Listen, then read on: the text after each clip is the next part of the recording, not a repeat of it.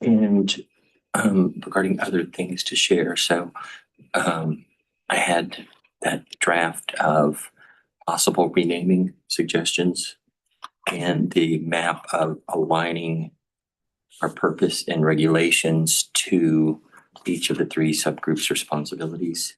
Patrick, your mic is live. I don't know if it's intended to be. Oh, did not intend it to be. Thank you.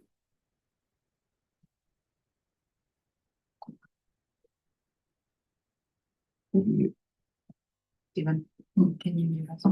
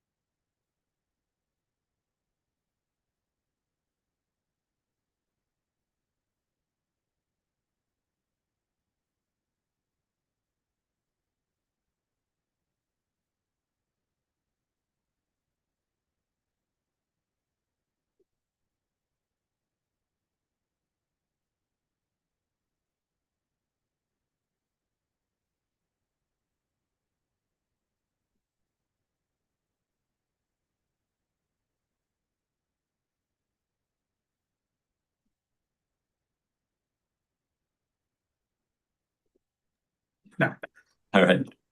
Good morning, everyone. Welcome to our third LTAC meeting of this membership year, June 12th, 2026. Glad to see so many friendly faces again. I will start off by reminding everyone of our Open Meetings Act protocols for virtual meetings, as I do every time. All members and to maintain quorum must be visible at all times. Members should be seen clearly, so please check your lighting. I can see all of you clearly, so we're good on that. And your facial expressions must be visible. And remember, you should only be off camera during breaks and or during subcommittee work when we do not record those subcommittees. So now before we take our roll, I would like to introduce our new student member, John Snell from UT Tyler. And he is seated here to my right, your left. And John, if you wouldn't mind, tell us a little bit about yourself. Sure. So I'm John Schnell. I'm from Tyler, Texas. I'm currently attending University of Texas at Tyler. I've lived in Tyler since 2007. And yeah, I've been able to be involved locally in Tyler and then in the state with some other efforts as well. And I've really enjoyed that, especially in like local and state government and some like mental health initiatives and then science and the music community as well. Let's see. So I guess in high school, my Eagle Scout kind of backing that up. In high school, I did an Eagle Scout project with the Smith County Behavioral Health Leadership Team, kind of putting together a mental health and substance use resource guide. That kind of was the first introduction I had into like community service and then even a little bit the legislative side. The Texas Judicial Commission on Mental Health was able to get involved and ended up citing the project in one of their reports. And that kind of led into a internship I got to do with Smith County, working on jail diversion. So that's like people with a mental illness who are deemed incompetent to stand trial, working on getting them to be able to be competent to stand trial and then be able to exit still go through the justice system, but be able to exit and start their life, putting their life back together. And I did that into my first year at UT Tyler, where, as I said, I studied biochemistry. And then I took a 2-year break from school to volunteer full-time at the Andrews Center, my local mental health authority in East Texas. And that's where I got really like some in-depth experience working with the legislature, monitoring committee hearings and tracking bills. And one of the projects was we wrote a white paper advocating for some additional funding for some of the services that were in other parts of the states. And so really got to work with like my local representatives and some state committees.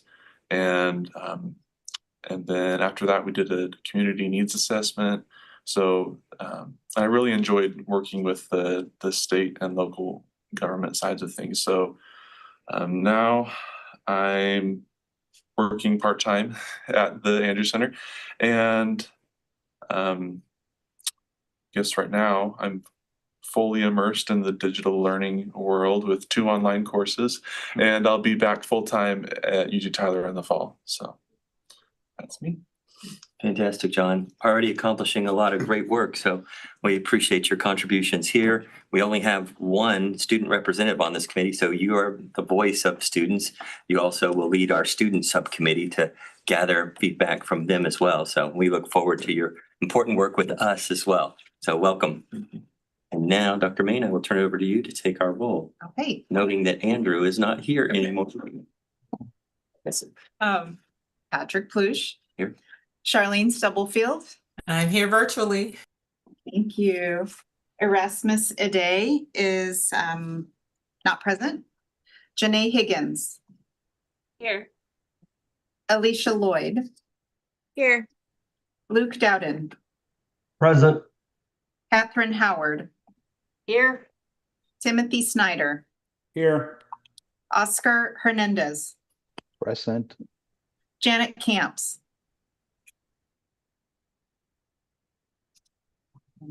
Janet Camps. Nikki Whiteside, She's not here. not present.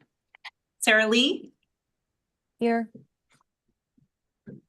Patricia Abrego, Here. Ruth Chisholm, Here. Scott Dillingham, Here. Ashley Dawkins, Here. Michelle Giles. Here. Sean Jasperson is not present. No. Sean Jasperson, just checking again. Daniel McAfee, Here. Linda Murphy, Here. Wade Redman, Here. Aaron McGough, Here. Robin Poston, Here. and John Schnell. All right, so we have a quorum. So Have a quorum. what we do is official. That's always good news, right? Yes. All right, so our next order of business on the agenda is to review and consider possible action to approve our summary notes from the February 27th, 2026 meeting. So if you would take a moment to look at those and let me know if you have any additions, comments, questions, deletions.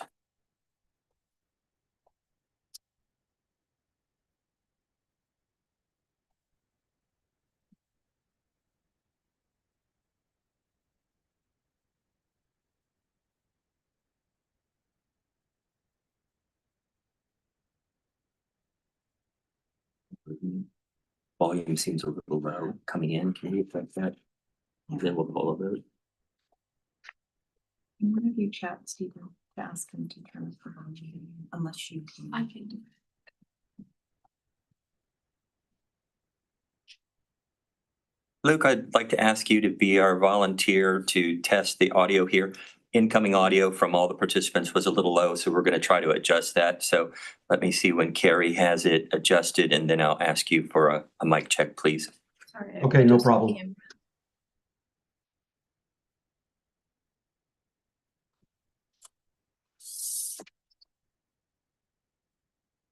All right. If you wouldn't mind, Luke, giving me a mic check. Mic check 1, 2, 3, 1, 2, 3, 1, 2, 3, 3, 2, 1. Can you hear us a little bit better? Still low? Yeah, keep going. It's getting there. 1, 2, 3, 3, 2, 1. Mic check. I did do announcing at some point in my career, so is my goal to return to that. So I don't know if you knew that, Patrick. So I think that's good. all Thank right, you very good. much. No problem. Okay. All right, and hopefully our little technical diversion there gave everybody a chance to review the notes if they needed to. Anything to add, or are we ready for a motion to approve? Hearing none, I'd entertain a motion. So Make a moved. motion to Robin approve. Poston. I second the motion. All right, we have a first from Ashley, a second from Robin. Any discussion? Hearing none, I'll call the vote. All in favor of approving the summary notes as submitted, please raise your hand and keep it up. You can do it either physically or with the digital emoticon for raising your hand. And we'll get those counted.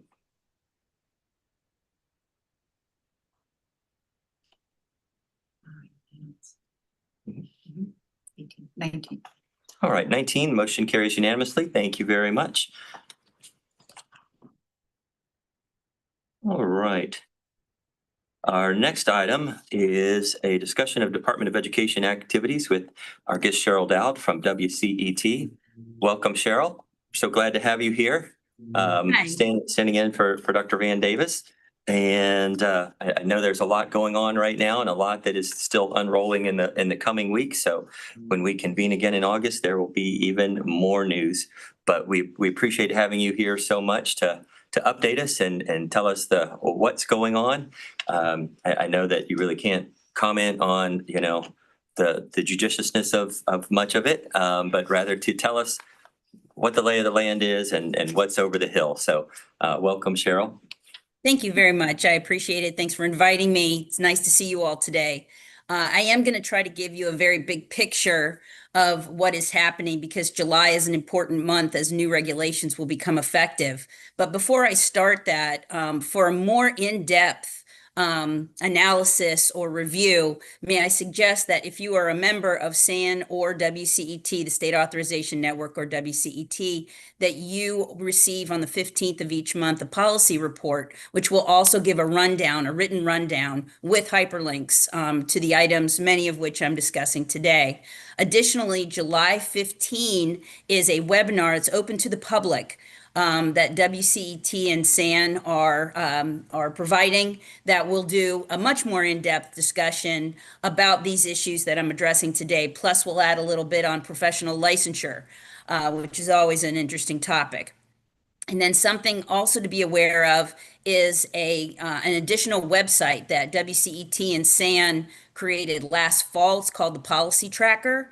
And it's a very simple URL, Policy Tracker, one word, at witchy.edu, not at witchy, .witchy.edu, policytracker.witchy.edu.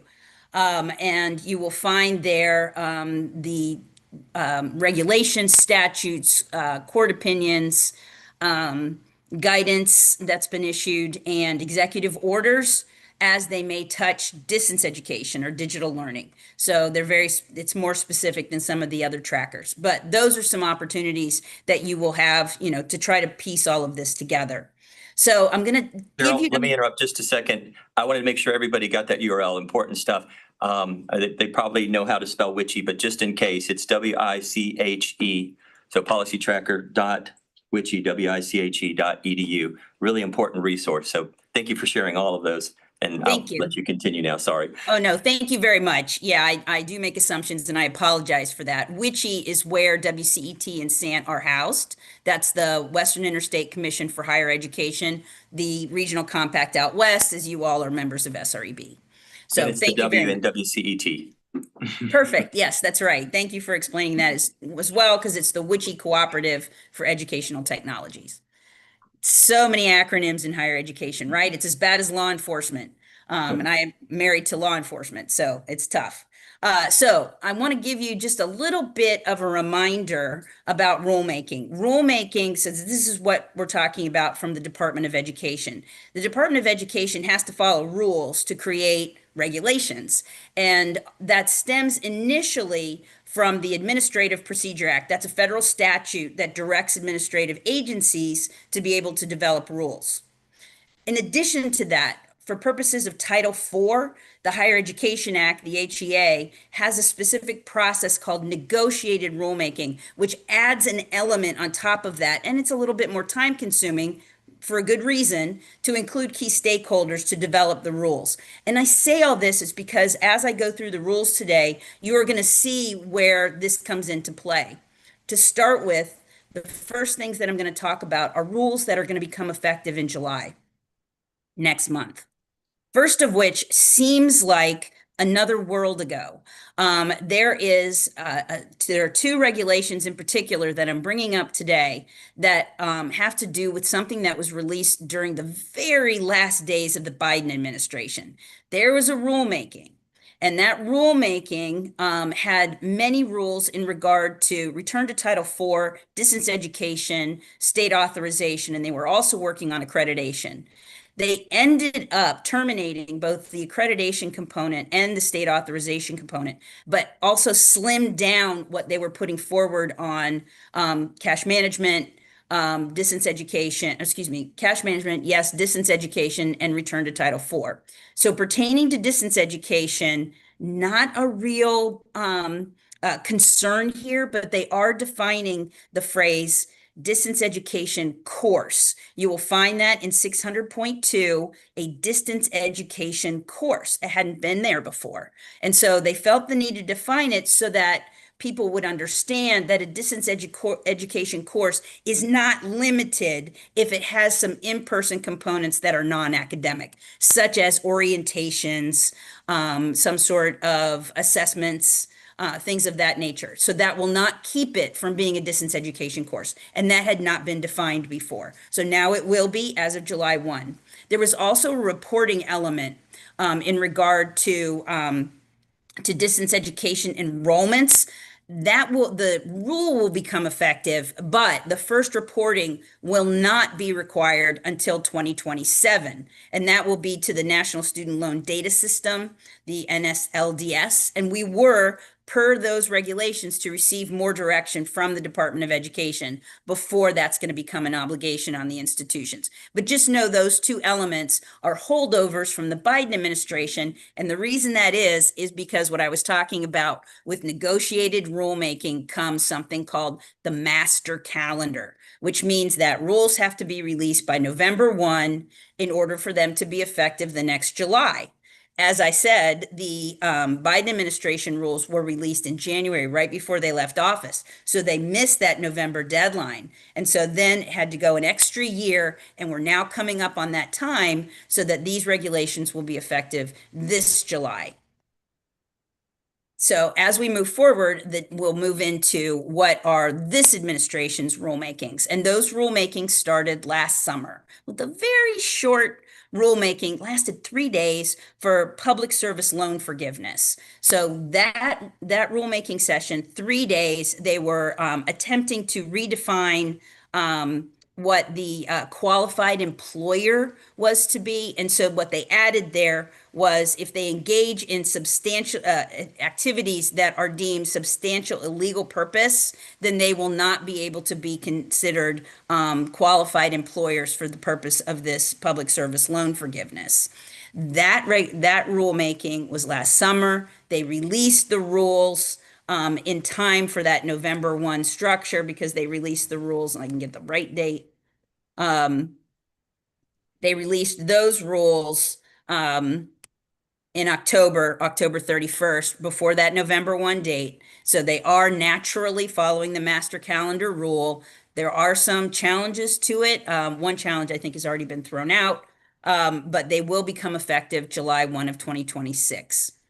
Now, after that was when the federal statute for the One Big Beautiful Bill Act was enacted. And within that, there are some rules for higher education that needed to be developed in rulemaking. So these, I consider them in a separate bucket, okay? So the OB3 rules is what I tend to call them. The first was by something called the RISE Committee. And that RISE Committee was reimagining and improving student education. And so within that was where we see a very controversial topic right now. Even today, I am reading in Inside Higher Ed more on this. And what this is where you're finding that definition of professional student for purposes of loan limitations, because this rulemaking committee that occurred in September and October was about the limits for loans, putting annual limits and lifetime limits. And so there are 2 lawsuits that are challenging this rule about professional student versus graduate students for loan limits. There are bills in Congress right now. And actually what I read today was another piece where the House Appropriations was addressing it within the upcoming budget structure. So we will see something happen in these, whether they will be, the rules are to be effective July 1. So it will be interesting to see if they're able to do something in advance of that. And you may be saying, well, Cheryl, what about the master calendar? Good question. So the reason the master calendar is not applying in this situation, according to the department, is that the federal statute indicated that it must be implemented in this time frame. So if the federal statute is directly, the ed is saying, if the federal regulation is to be implemented directly, effective directly, then they will have this exigent process such that they are not abiding by the master calendar and are moving more swiftly for those rules to be effective this July. So we will see what Congress or the lawsuits are able to do in this time frame. Then we had the AHEAD committee. So the AHEAD committee referred to accountability in higher education and access through demand-driven, there's the last word, workforce Pell.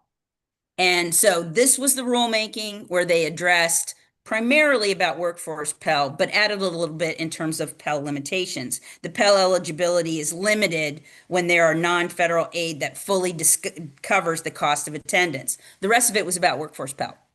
And so you're going to say to yourself again, well, Cheryl, how are they going to move forward with all of this in time? Because this has an effective date of July 20, and then there is the secretary's discretion to early implement July 1st. So again, July 2026, this set of regulations will come into play to be effective for workforce Pell.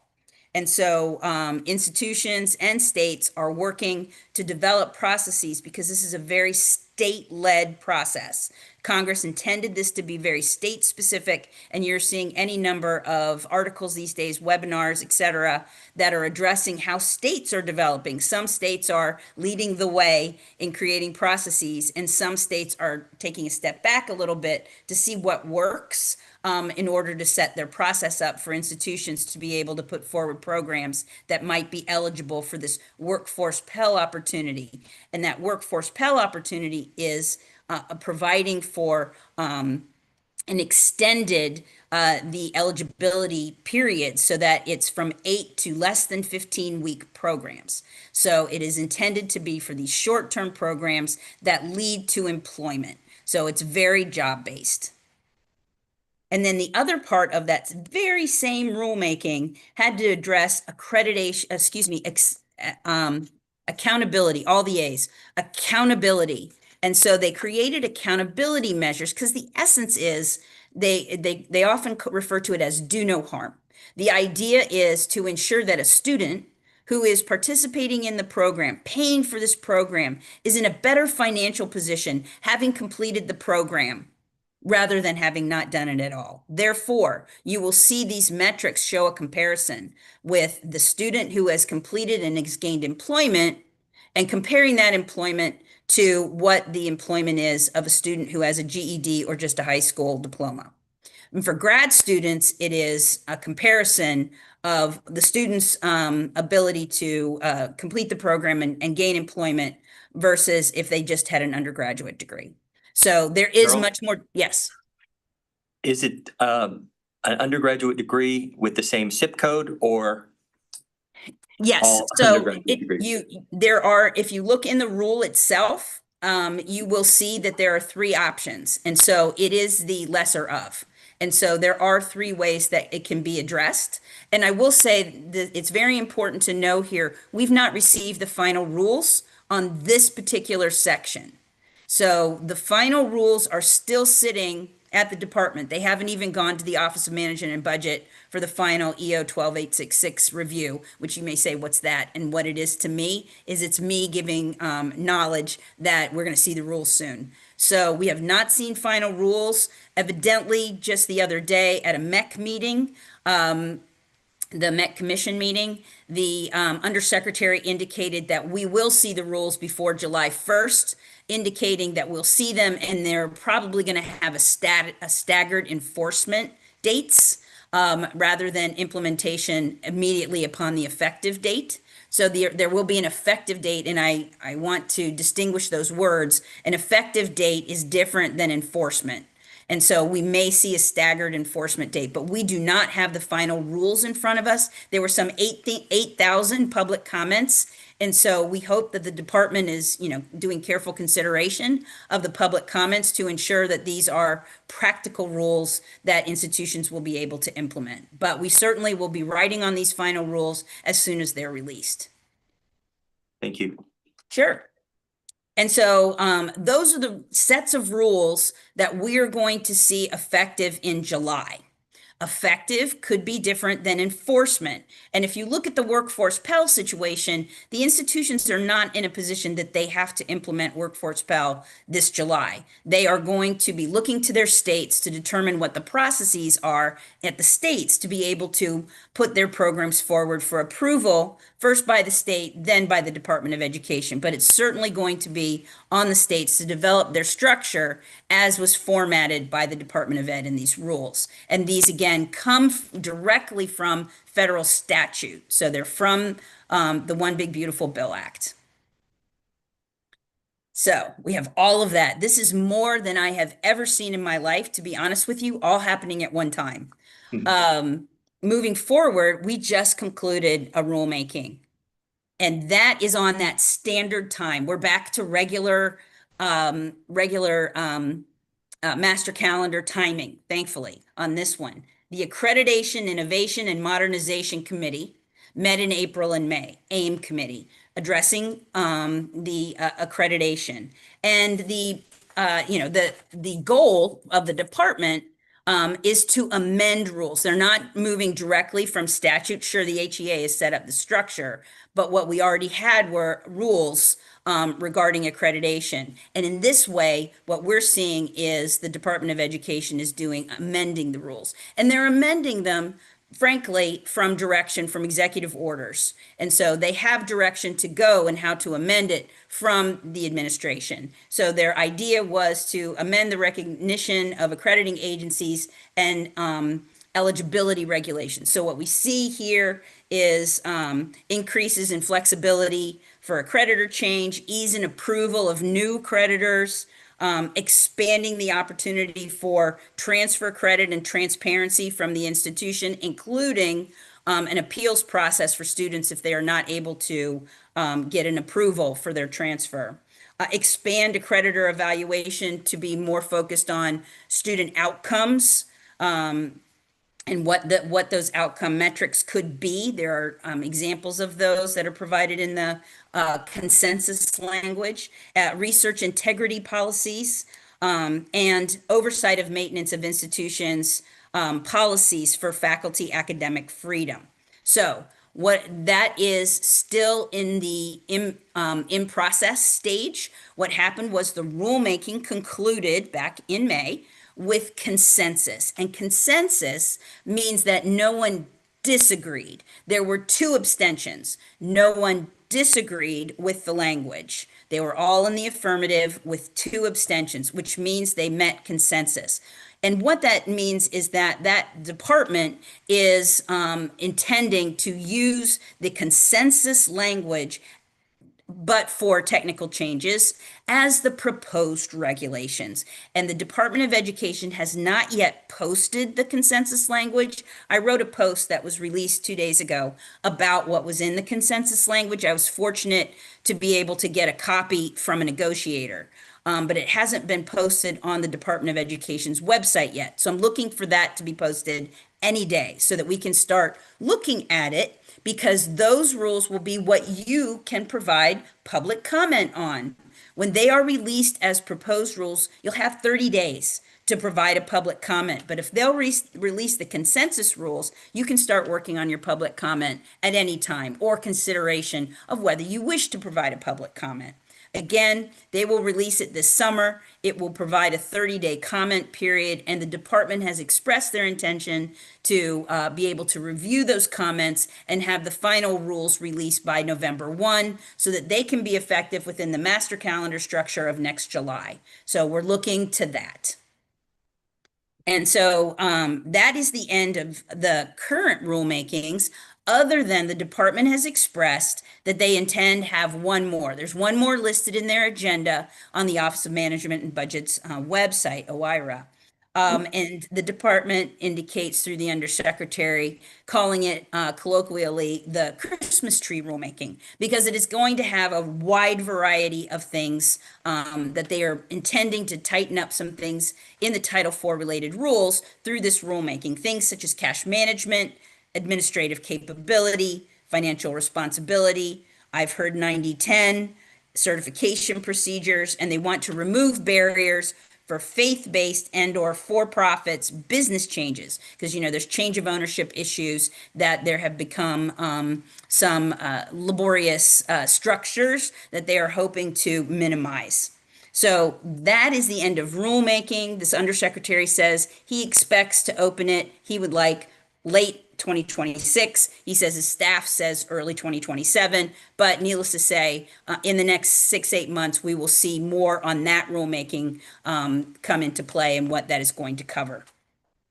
Just some last things that you'll see is that the Department of Education has released information about FAFSA fraud prevention. So they have shared some best practices for institution to prevent fraud.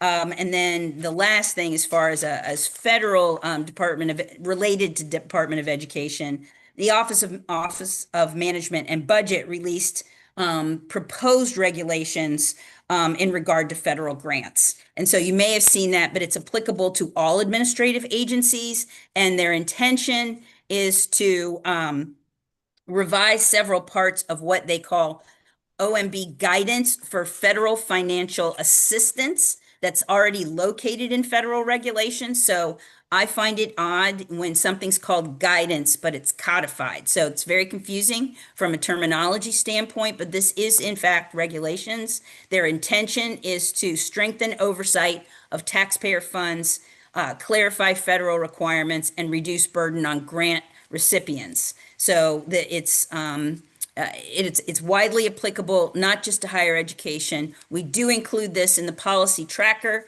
if you choose to go to that website to be able to get more information.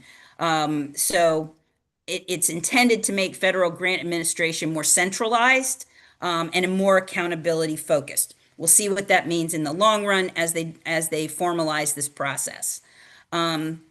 That's it in terms of federal. I know Cam is here, so I don't want to steal Cam's thunder, but I want to underscore something Cam's going to talk about, and that's the SARA policy modification process. This is a national issue. We're at the point in the process that the proposals have been finalized by the proposers. There's one more comment period. And the reason I bring this issue up, and so Cam, I'm sorry if I'm stealing your thunder, is that I strongly encourage institutions to play their part in reviewing the proposals and submitting public comments or communicating with their state portal entity, Camp Maynard, to address any practical implications or anything that might be missed in the public policy background or the development of the proposals. And I think that's important, again, because it's a national issue, because the state portal entities implement SARA policy are to implement it uniformly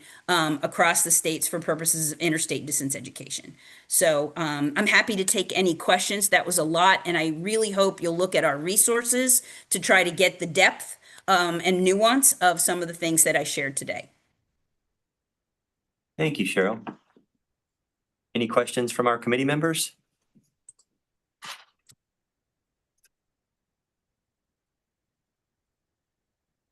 I'd be surprised if there were none, but I understand too. It is a lot.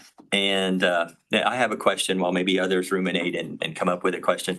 And you may not know this yet. It may not be published. I know we're waiting for some more clarity around it. But with the accountability measures and looking at the average salary, what is proposed as being the benchmark for that?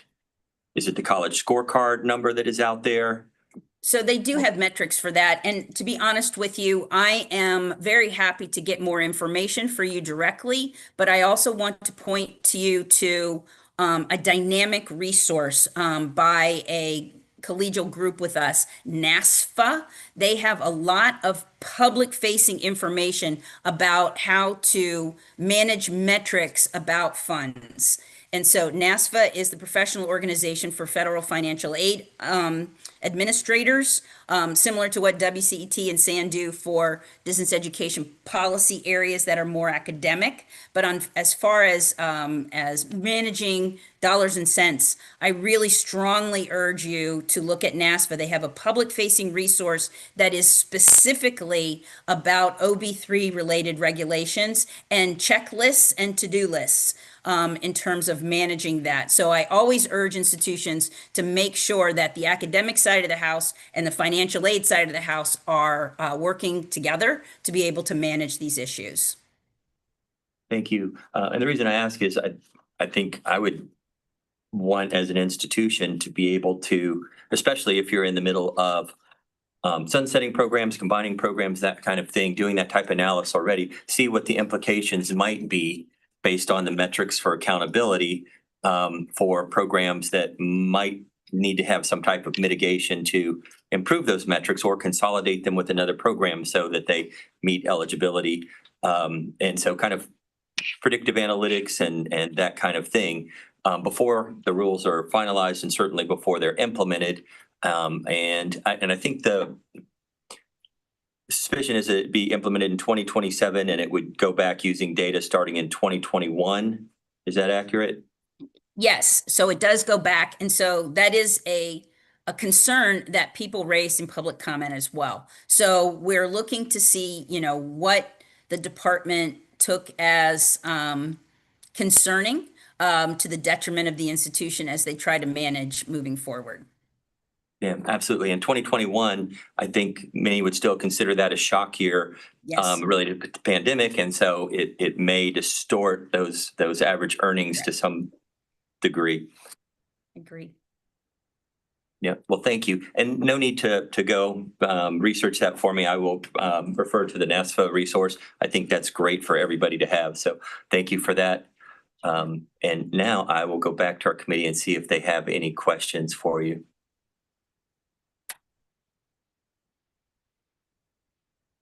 All right, hearing none, we thank you so much, Cheryl. May I Please, offer my email to you all that anyone is welcome to reach out to me at cdowd, D-O-W-D, @witchy.edu.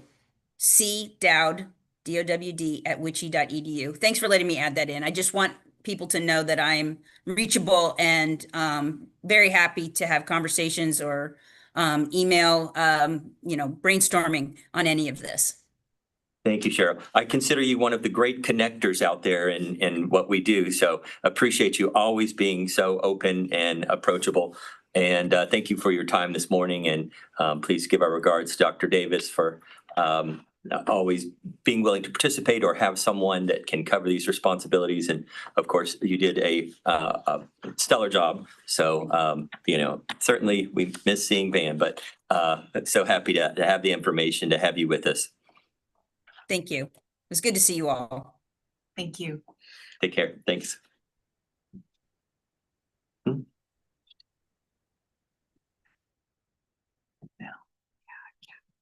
Okay, yeah.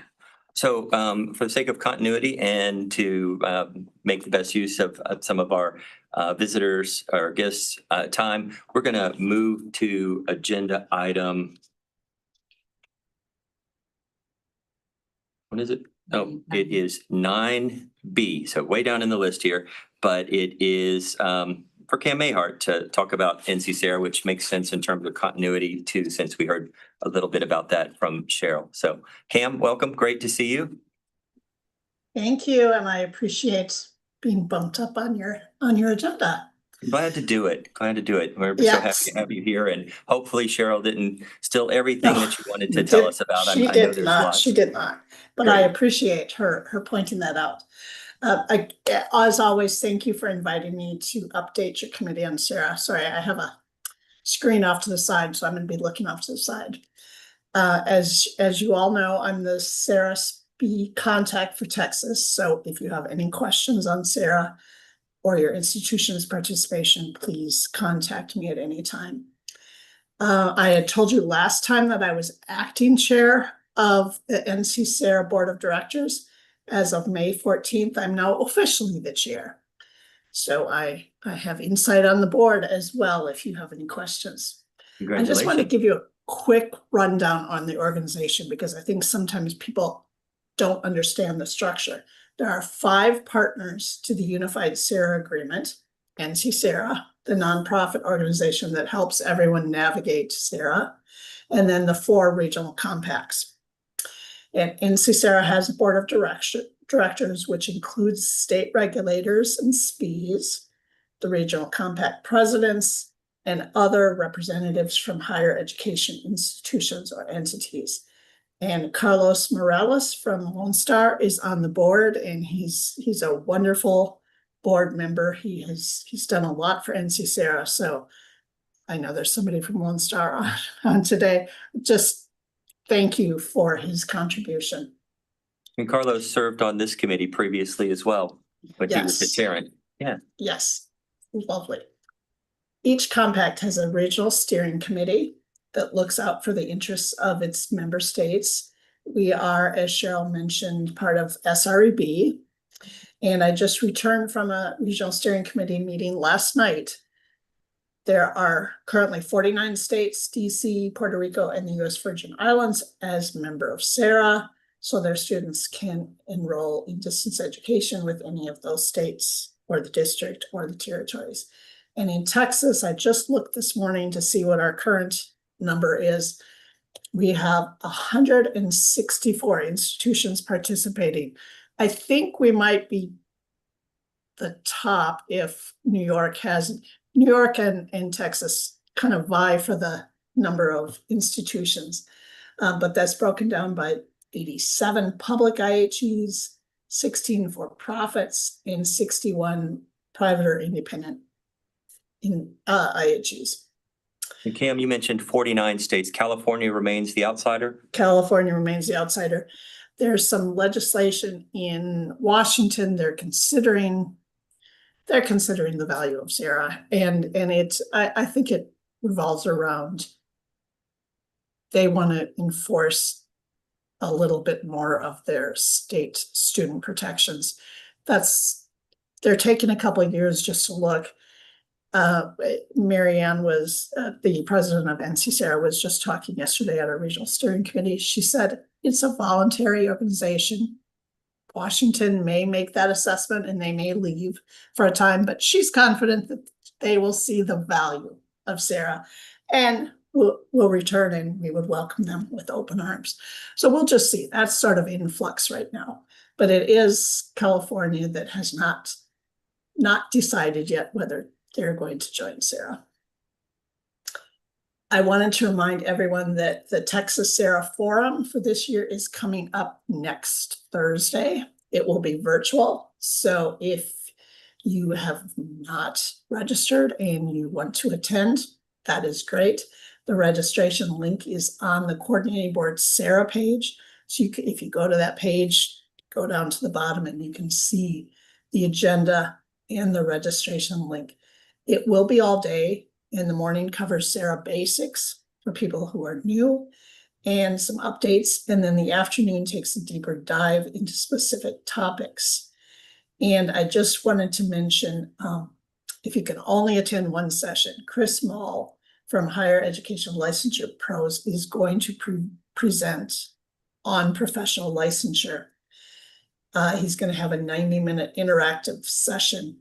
And if your institution struggles with disclosures for professional licensure, if you want to just sign on for that one session, I am happy to have you sign on.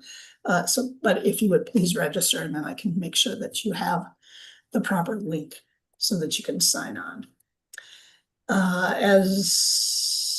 Cheryl did not mention this. NC SARA is in the midst of updating its strategic plan.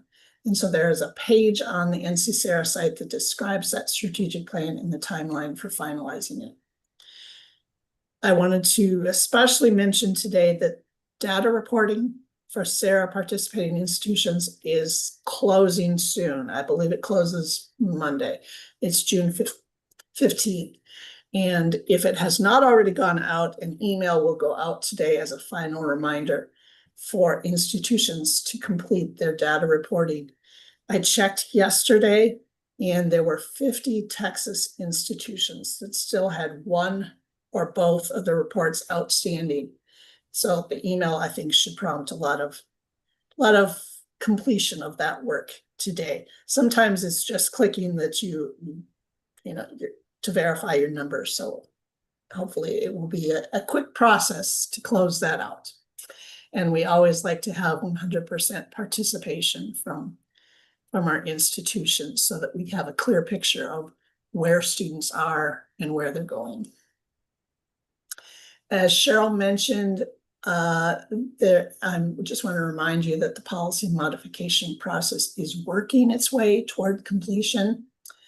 Final edits to the proposals are complete, and the regional steering committees will be voting on whether they want to accept a proposal or not. That work primarily takes place in July and August, with final votes in very early September. And thank you to Cheryl for emphasizing the importance of making comments.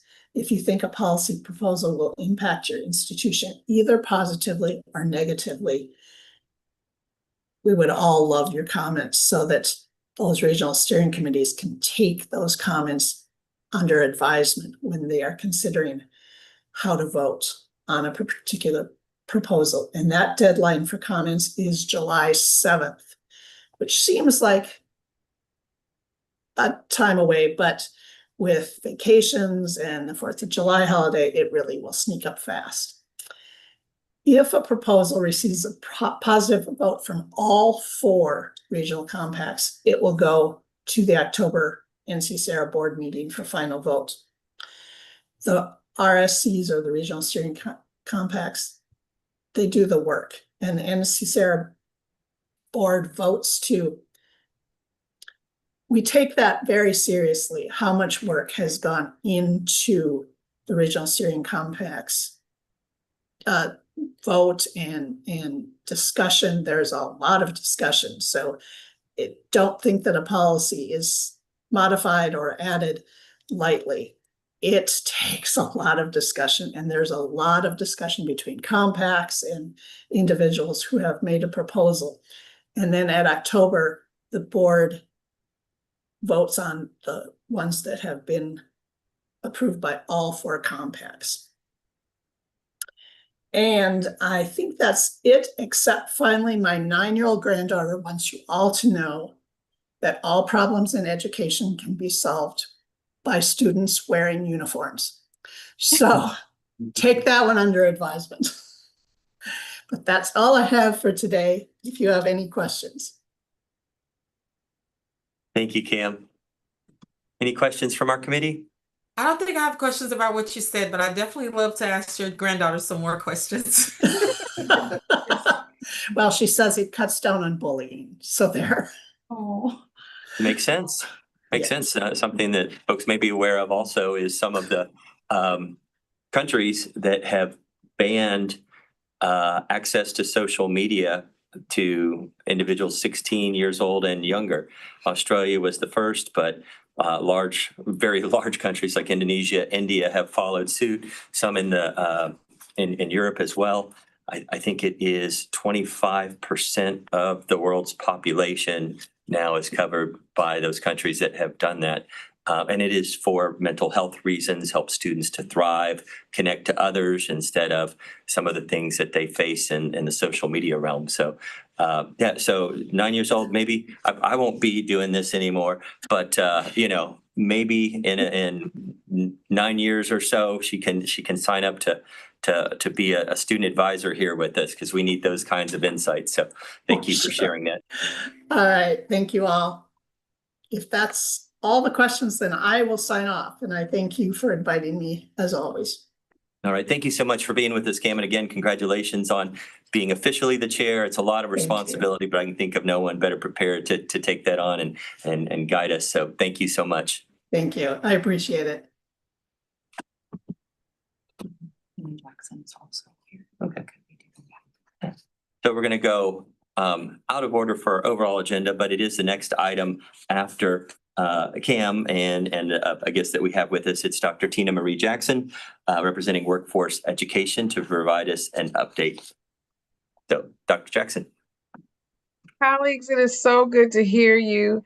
And in the spirit of what Cam just said, I always am reminded that the little people run the world. So I'm always encouraged to hear from them. They always tell me things that remind me of my why I do the work that I do, why I decided to go in higher education. And it was just wonderful to hear her comments. So great to see you all on this Friday. We always have fun and lots of things happening here in the Workforce Education Division. I'm going to just share a brief update, colleagues. We had our Carl D. Perkins webinars, which are our informational orientation webinars in May. We had one on May 13th that was primarily focused on our basic grantees, and lots of times we have new colleagues in the room, so this is an opportunity for them to learn about not only the Perkins program, but how we have different areas of concentration with career and technical education. So that happened May 13th. And we also had a Perkins leadership webinar that took place on May 20th that introduces the field to some creative ways that they can apply for additional funds to spread the joy around really looking at ways to improve career and technical education, strengthening programs, scaling programs, and aligning things that lead to what we know as high demand, high impact areas across the state of Texas. During both webinars, we shared about our new Flux grant management system, which we just recently here at the coordinating board started to work on. And so that is going very well. And hopefully as we move forward, we're going to have a lot of great applications for our leadership program. So we're excited about that and what's to come for that. And I'll also share, colleagues, that with our leadership, our institutions are encouraged to apply for funding in the areas of there's a high demand fields area that they can apply for funding in. There's also a recruitment of CTE faculty educators. And so there's an area of funding for that. And then also for our prison education pathway, which is a reentry support program, really geared at helping students as they come out of incarcerated settings and go back into the community. So we're excited about all three categories. We also have had a lot of things happening with our TRUE program. TRUE stands for Texas Reskilling and Upskilling Education. And so one of our colleagues from our division who's on that particular team presented at Dallas College in May and shared about the great work that's happening with the TRUE program to a group of administrators and faculty who are involved in the Catch the Next programming, which was focused on faculty development. And so that took place, and we were just excited to have Dr. Manny Garcia share with colleagues about all the great work that we've done with the TRUE portfolio. And speaking of that, our TRUE Planning Design program, those grants that came in are being evaluated currently. And so we are looking forward to making an announcement soon about that particular grant funding. And then we're also scheduled to go live with our RFA for our TRUE 2026 grant. And so that'll happen in July. It's actually July 23rd that will come out, colleagues. And so those are exciting things that we're just fortunate to be able to offer the state and all of our community and technical colleges.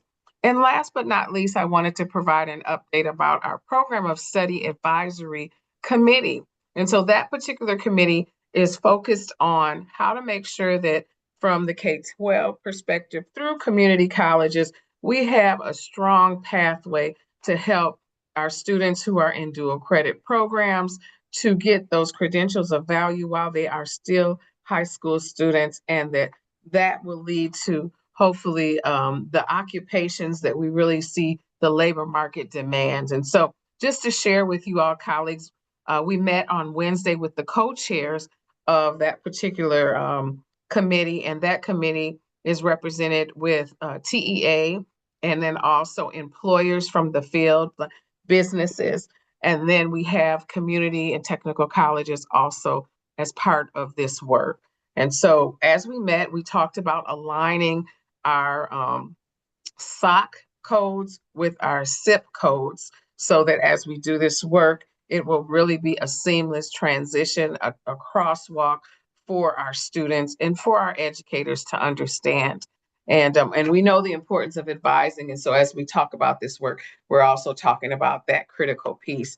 And then we also are interested in really focusing on high wage, high demand, high skill areas. And so we've got a group of data researchers who are connecting across the tri-agency work. So there's a representative from our organization, a representative from Texas Workforce Commission, and then also a representative initiative from TEA who are coming together to look at how to make sure that we're aligning everything based off of our high demand list. And then as part of that work, we are also looking at future evaluations around supply and demand with the change of the labor market and just the different changes that we're seeing in our state.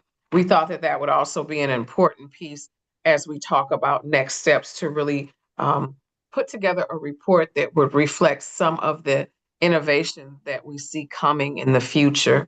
And then I'll also share with you all, colleagues, that we are also talking to TEA about their industry-based credentials list and how all of that works with program of study. So lots going on, excited about the work and glad to be here with you all today.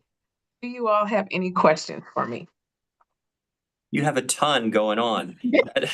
That's fantastic. And you're speaking my language with the ironing out the SIP to SOC mapping, which is a challenge. We know that the national standard that's been established for that is, not a perfect fit, and that the majority of students these days at the undergraduate level, particularly, end up in degrees or in occupations that really are unrelated to the program of study. Graduate, it's a little more specialized. You see a little bit more, a tighter connection there. So I was glad to hear about the work that you're doing with Texas Workforce Commission and TEA.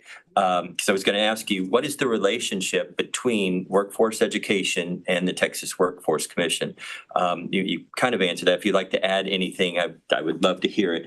But because it is really important to have that tightly bound together to accomplish your goals. Yeah, so we have several initiatives where we're working collaboratively. We are really trying to complement one another's work. We have a tri-agency, I didn't even speak about this, but we have a tri-agency CTE alignment committee, which basically represents all three agencies, again, to look at our grants, colleagues, and make sure that as we award or put out grants here at the coordinating board, they complement what's happening at the Texas Workforce Commission. And that is just like really a game changer. So we've been working collaboratively with them a lot. We're also working with them with TWIC in the work around just making sure that strategically as a state, anything that we're doing is really connected to our overall goals for the strategic plan around workforce education. So my answer to you would be like, yes, in all ways, we're connecting with our TWC colleagues. We have several initiatives where we're working hand in hand to provide support for all students, all people across the state of Texas. And as we do more work, I didn't even talk about Workforce Pell. As we do more work around just really providing resources and sharing information. Workforce Pell is something else that we've been charged to do here at the coordinating board. And we've been holding office hours, colleagues. We've had webinars to share with institutions. And so this past week alone, we had our second set of office hours, and we have 45 institutions in attendance for that. And we have been communicating information, and we actually extended our deadline to June 19th for Workforce Pell applications across the state. So lots going on, and TWC has been right there with us to support the work. And I think that that's the key as we move forward, that we have to continue not only to communicate, but to be very strategic about complementing each other's work. Fantastic. And you mentioned the future-looking report that would be coming out hopefully soon. We're an hour into our meeting, and I don't think anybody said the word AI yet, but I imagine that will be a part of it. One of the challenges I know that I face in helping with workforce intelligence at my institution is, okay, we're looking at what the current demand is, but what we're going to produce to fulfill that is maybe 4 to 6 years away at the undergraduate level, and 2-3 years away at the master's level. And so, it's always, we're looking in the rearview mirror trying to figure out where we're going. And that is a challenge. And we see some of these things that are happening so quickly, especially with some of the AI frontier models and what they're able to accomplish that have led to things like computer science baccalaureate students having severe challenges finding that first job because Mhm. senior software developers are able to leverage AI and do the jobs that a junior developer would have been hired into. And so these students are looking for experience to go along with their degree so they can get that first job. So I think it is really important that we look at opportunities for increasing internship across the board, all not just in computer science, of course, but internships because they are such a valid pathway into employment, oftentimes with the employer that provided the internship. But really an opportunity for students to test what it is to be a professional because they've been in the classroom and they've learned the discipline, but how to make sure they're on time and dress appropriately and do all of those things too are so important to be successful. So really eager to see the results of that future looking report because that is a challenge. None of us have a crystal ball. So we're just kind of seeing these things come at us very rapidly over a short amount of time and trying to make sense of them. And that some of the best information we have from organizations like Lightcast on labor market demand and competitive landscape fall short when we are talking about things that are AI exposed in large ways, other technologies too, robotics, quantum computing, and so on. So really important to be able to adapt to those innovations as they are arriving and impacting our preparation of students for careers. Yes, and I'll just share with you all too, colleagues, we are talking about ways to expand our work-based learning opportunities across the state. So that is something that's definitely near and dear to my heart, and we're right in that conversation as we speak. So as we move into the new academic year, I'm hoping that we'll be able to roll out more opportunities in that range too, because we know that not only do students need the education, but they also need the experience. And things are rapidly changing. So it is so important that they're in the classroom having those real world experiences, earning while they're learning. So I agree with you, and exciting times. I think that AI is an important piece to the future. And I do believe that many of our institutions currently have made adjustments to begin to train our students more about what that looks like on the ground. And so we are seeing here, even through our Perkins work, we're seeing several institutions that have implemented AI programming and training as part of their programs. So I'm sure that there will be more to come. Excellent. Thank you. Any other comments or questions from our committee? All right. Well, thank you, Dr. Jackson. Appreciate. Oh, somebody had a question. Yeah, that was me, Patrick. Sorry me. about that. So I was just kind of thinking how to pose the question because, to be honest with you, I have a lot of questions for you, but I don't want to dominate the entire conversation here. I just wanted to first of all share Sam Houston State University just entered into a partnership with the Texas Workforce Commission to operationalize some distance education efforts in support of AEL. So that's, kind of getting my wheels turning in terms Wonderful. of how do we move students from, AEL programs into some of the workforce programs? But I think one of the questions I wanted to ask you, sort of in particular to that is, where do you see us sort of underutilizing technology to expand workforce participation among adult learners? So I would say the biggest piece to the puzzle in my mind is partnerships with employers. So I think that as we move forward, we have to co-create, colleague. And I really believe it's not that we're not doing it. We just need to do it more. And what I mean by that is, so instead of inviting Dale to share about what we're doing with TWC, we invite Dale to help us create something that's really meaningful today based off of the needs that they have right now. So more of that kind of co-creation of curriculum, program planning, of applying collaboratively speaking together for things and really walking together as we prepare this generation of students because things are moving so quickly. So it's challenging to do this work and not work with our employers who are seeing the change on the ground right now, I think. Thank you. That's insightful. That's helpful. Thank you. And can you tell me the name of the program that it's the AEL program?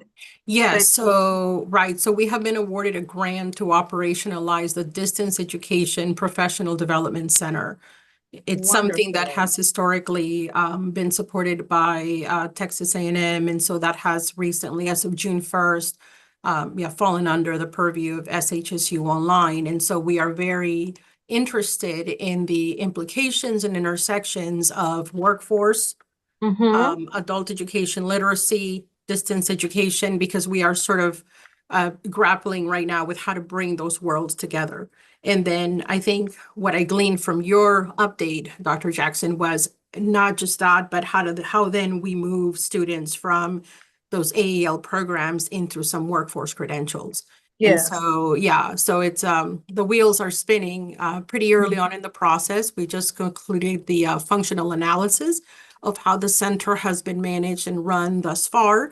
And so we are assuming, like I said, we assumed operational responsibility for it a couple of weeks ago, and hopefully we'll find some interesting ways to see where we take it next. So Excellent. Well, I look forward to hearing about, you all always do great work, and I look Thank forward to hearing about how it goes.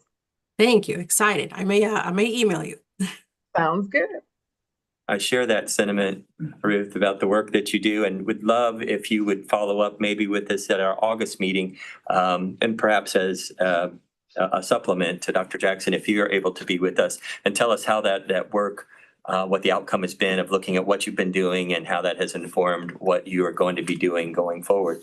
Because I think we could all Absolutely. learn from it and never feel like you're monopolizing the conversation. You always have insightful questions, and all our voices should be equally loud and heard. So very much appreciate you.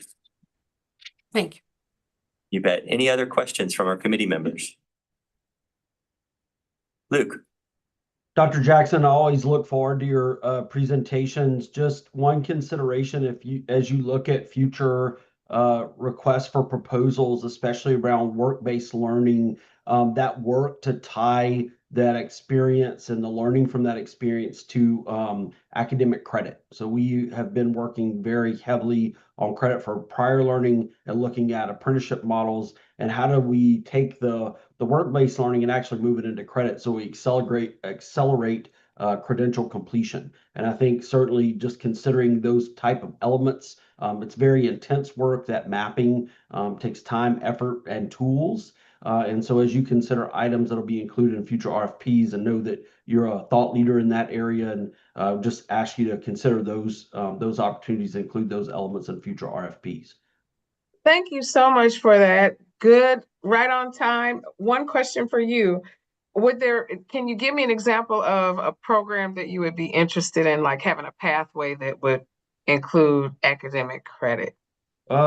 We've had some, there's several. I wouldn't want to name one that we're grappling with that's not on the immediate roadmap is teachers, right? So you know, Okay. how do you move instructional assistants into certified roles? And you know, there's lots of different pathways. There's some good models, but there's other limitations for community colleges on the number of bachelor's degrees we can provide. So when you don't have that bachelor's degree, you know, that seamless path is not always there. I think there's a really great model at San Jacinto College. I know my colleague, Dr. Whiteside's not here, but you know, I think as we look at ways to accelerate credential completion, work-based learning is a part of it. But if we're not intentional about the mapping of that into our pathways, you know, we're going to possibly cause our learners more time. Yes. We all are conscious of cost of higher education. So just, you know, I know we were fortunate to live and work in a state that's very progressive. And here, when you said workplace learning, I just wanted to put a plug in for credit for prior learning. I know it's been around for 30 years, but you know, we can always be more sophisticated, which is what we've been focused on at the Alamo College District in Advanced, and moving those opportunities forward, especially for the millions of people who have some college and no degree. So again, definitely always great to have you with us, Dr. Jackson. I appreciate you hearing my suggestion. Oh, I appreciate you. And I'll just say to the group, colleagues, please reach out And feel free to send me an email and give me more details on what you're thinking. And I would love to bring it back to the group because this is a passion area for me. I really believe in helping students get some form of payment. As a student who didn't get payment for teaching and knowing how that can be a real struggle to get your, hours in. We have really been very intentional here about thinking about ways to support work-based learning that's paid colleagues. So I look forward to getting your comments. I know that the team has my email address. Feel free to reach out to me directly. Have a great weekend, everyone. Thank you again for being with us, and you have a great weekend too. But just a factoid I would mention here, Luke, because you mentioned some college no credential figure, and I just had to research it for marketing one of our programs. By 2031, 42% of U.S. jobs are projected to require a bachelor's degree or higher. Yet 43.1 million Americans, to put a fine point on the millions of students, have attended some college but never completed their degree. So yeah, that is a big lift for us to create those pathways, including the workforce to credit conversion that I think is really important to helping make a dent in those numbers. And so thank you for that suggestion to Dr. Jackson as well.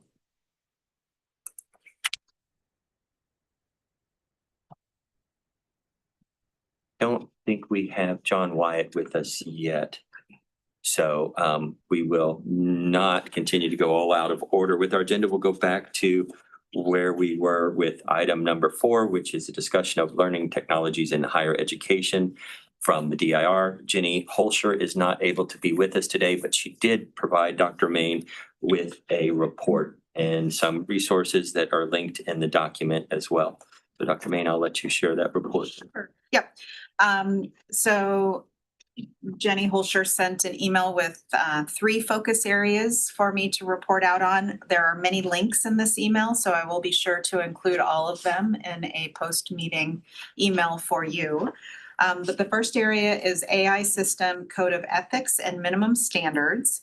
So as required by Government Code 2054.702, DIR has established the AI Systems Code of Ethics and Minimum Risk Management and Governance Standards for heightened scrutiny AI systems for use by state agencies and local government entities that procure, develop, deploy, or use AI systems. Those are now published in the Administrative Code, TAC 219. Second area is standardized AI notice template. Government Code Section 2054.711 requires state agencies and local governments that use public-facing AI or any AI tools that are a controlling factor in a consequential decision to use a standardized notice to provide transparency about that AI usage. The law requires DIR to develop a template for that notice, and that template is now available on DIR's website. As an example, you can also view a completed standardized notice for DIR's AI-powered website chatbot, and all those links I will send out. Lastly, she notes the statewide AI awareness training. DIR continues to certify training programs for use in the required statewide AI awareness training program and has over 60 trainings. The training requirements for FY 26-27 have not changed from the current requirements, and any training certified for this year is automatically certified for the coming year as well.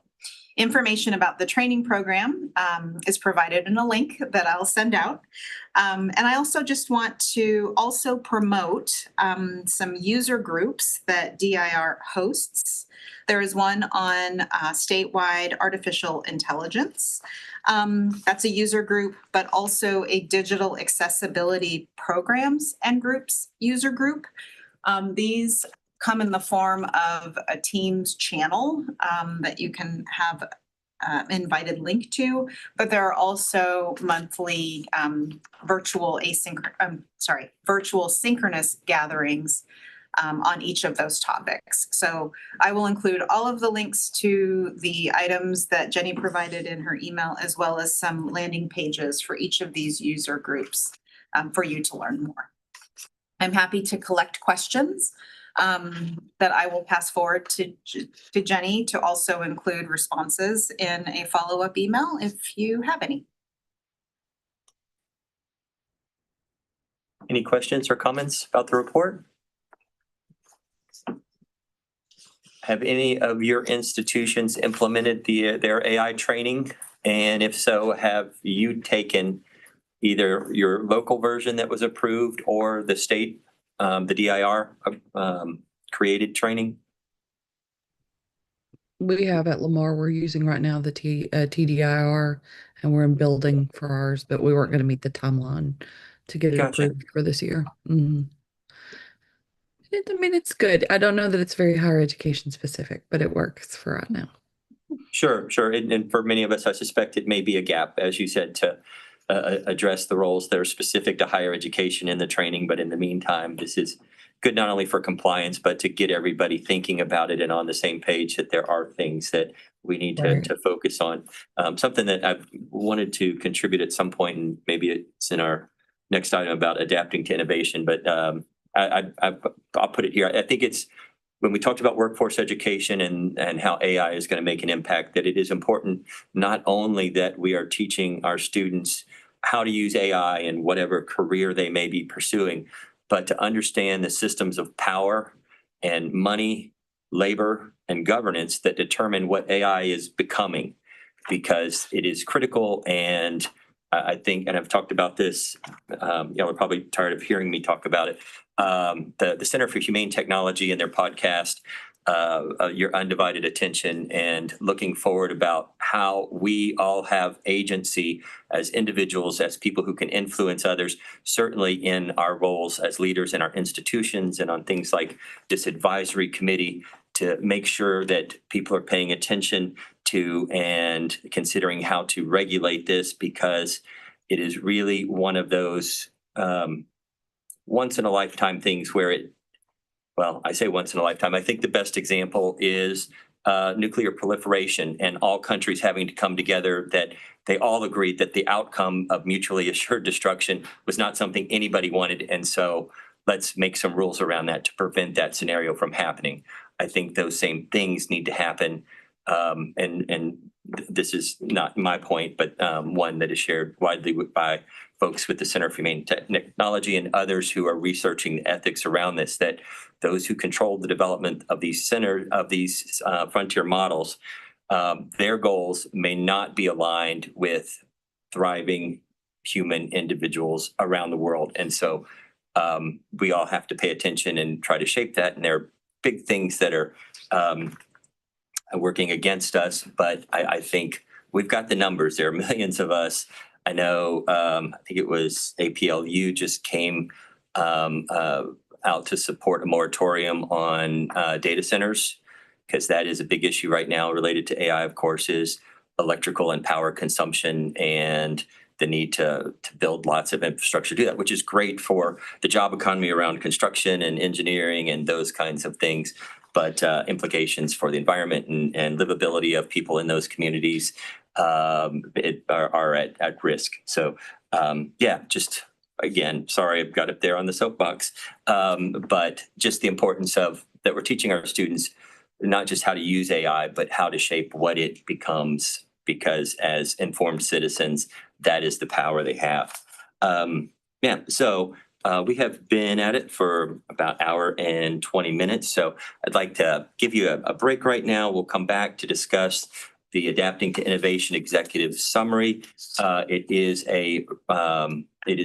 based on the work that you all did to discuss it last time, respond to the survey that I circulated.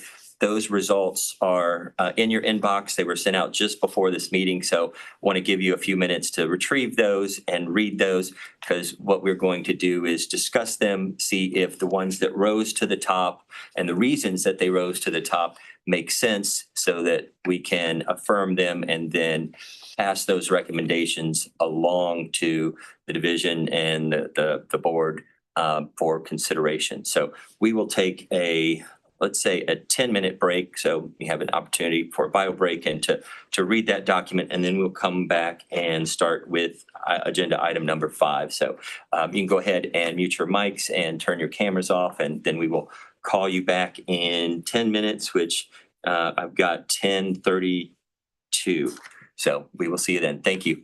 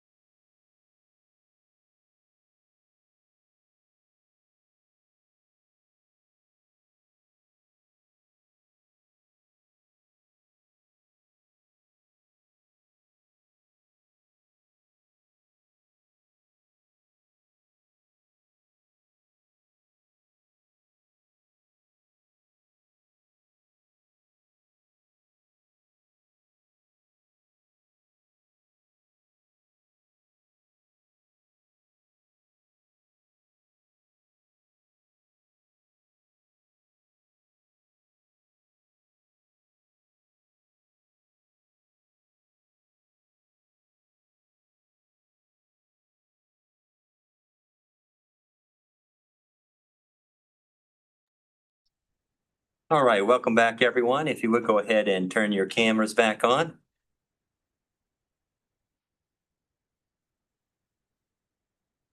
Little bubbles popping up. It's awesome. With smiling faces.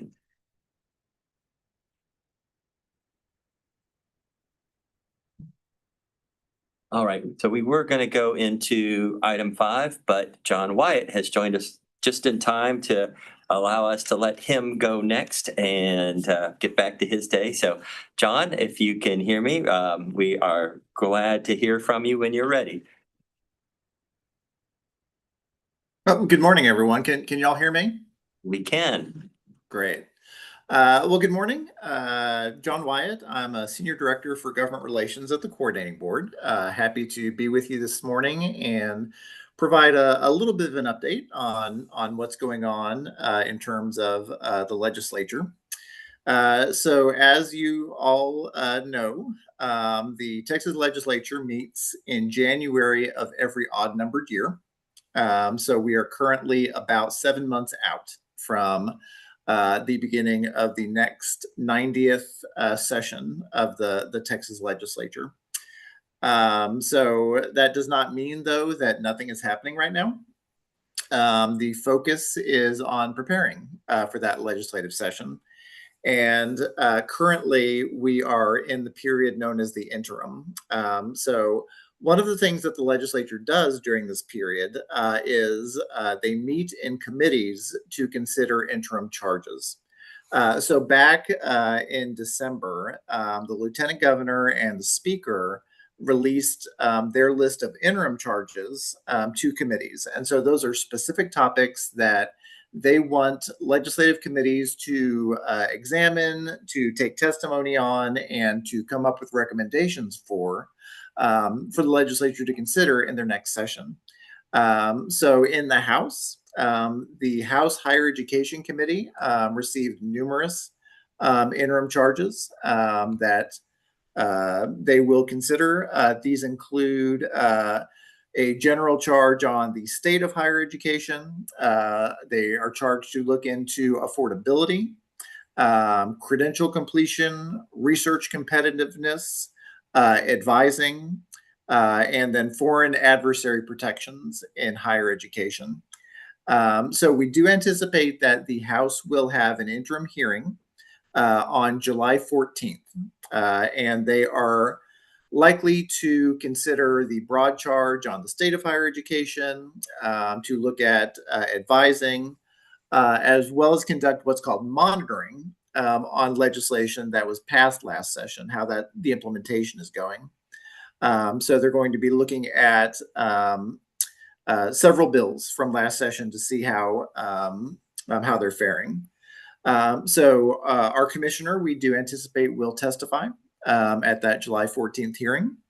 That is likely to be just the first of at least 2 or 3 hearings. So they'll meet on July 14th. They're likely to have a subsequent hearing in August, and then potentially 1 or 2 more, so that they can fully vet their interim charges. So at those hearings, they will take testimony. The members will ask questions. They will request information and data to inform their deliberations on those topics. On the Senate side, the Senate Higher Education Committee is going to be meeting. You may remember during session, actually, the K-12 and the Higher Ed committees were combined in the Senate into a single committee. Well, they have undone that.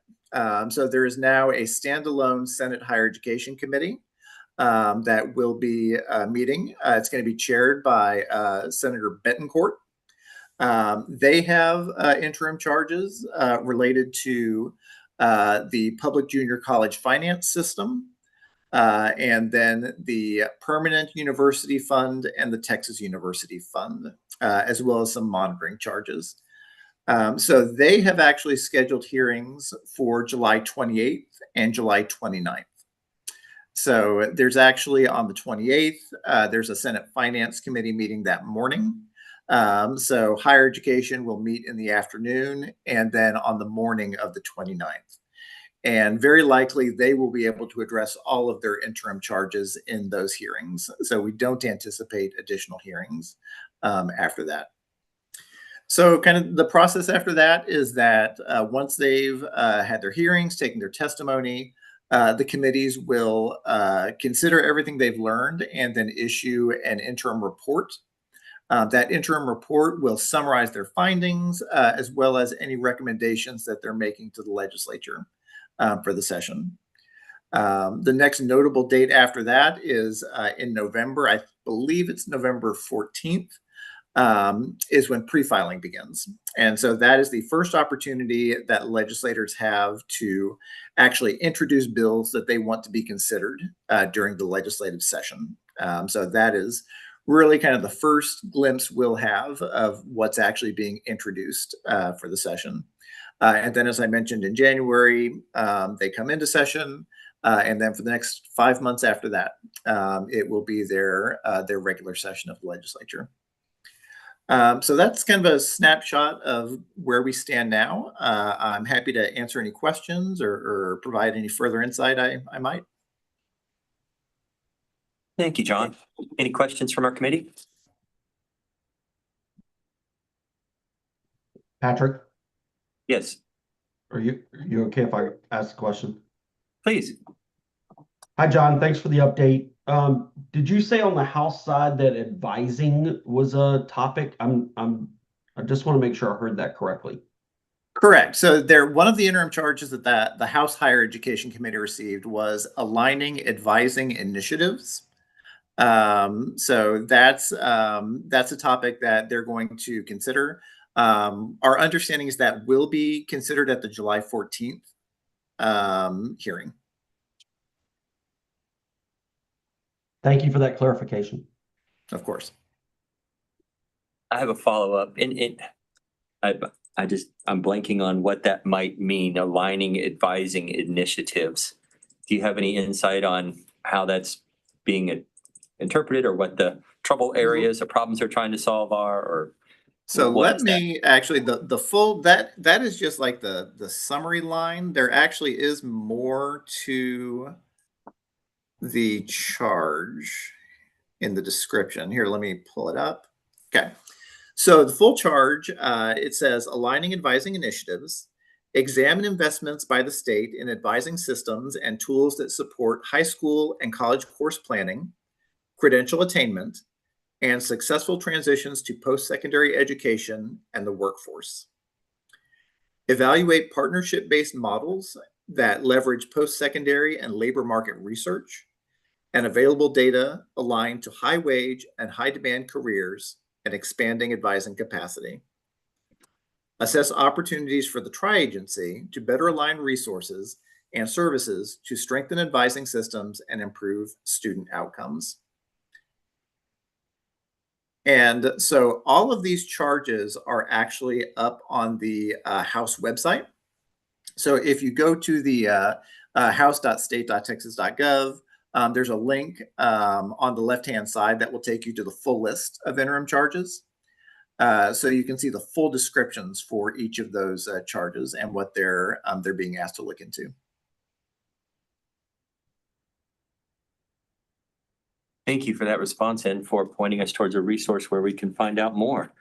That's great. So July 14th, you said, is the first hearing, and that's the House. And our next meeting is at end of the first week in August. Would you be able to provide us some? I know the interim reports probably won't be forthcoming since they'll have subsequent meetings in August and maybe even beyond that. But could you give us some insights from what happened at that meeting? Oh, I'm absolutely happy to. And I will say the great thing about these hearings is you get to see what kind of questions the members are asking. So, what are they particularly interested in? What kind of paths are they going down in terms of the topics that they're really digging into? So I do think we'll get some insight into at least where the committee members' heads are in terms of these hearings. I'll also say these hearings are broadcast. So they will be the hearing will be live streamed on the House website. And it's also available as an archive. So if you're interested to watch or to watch after the fact, I encourage you to do so. Excellent, thank you. Any other questions for John?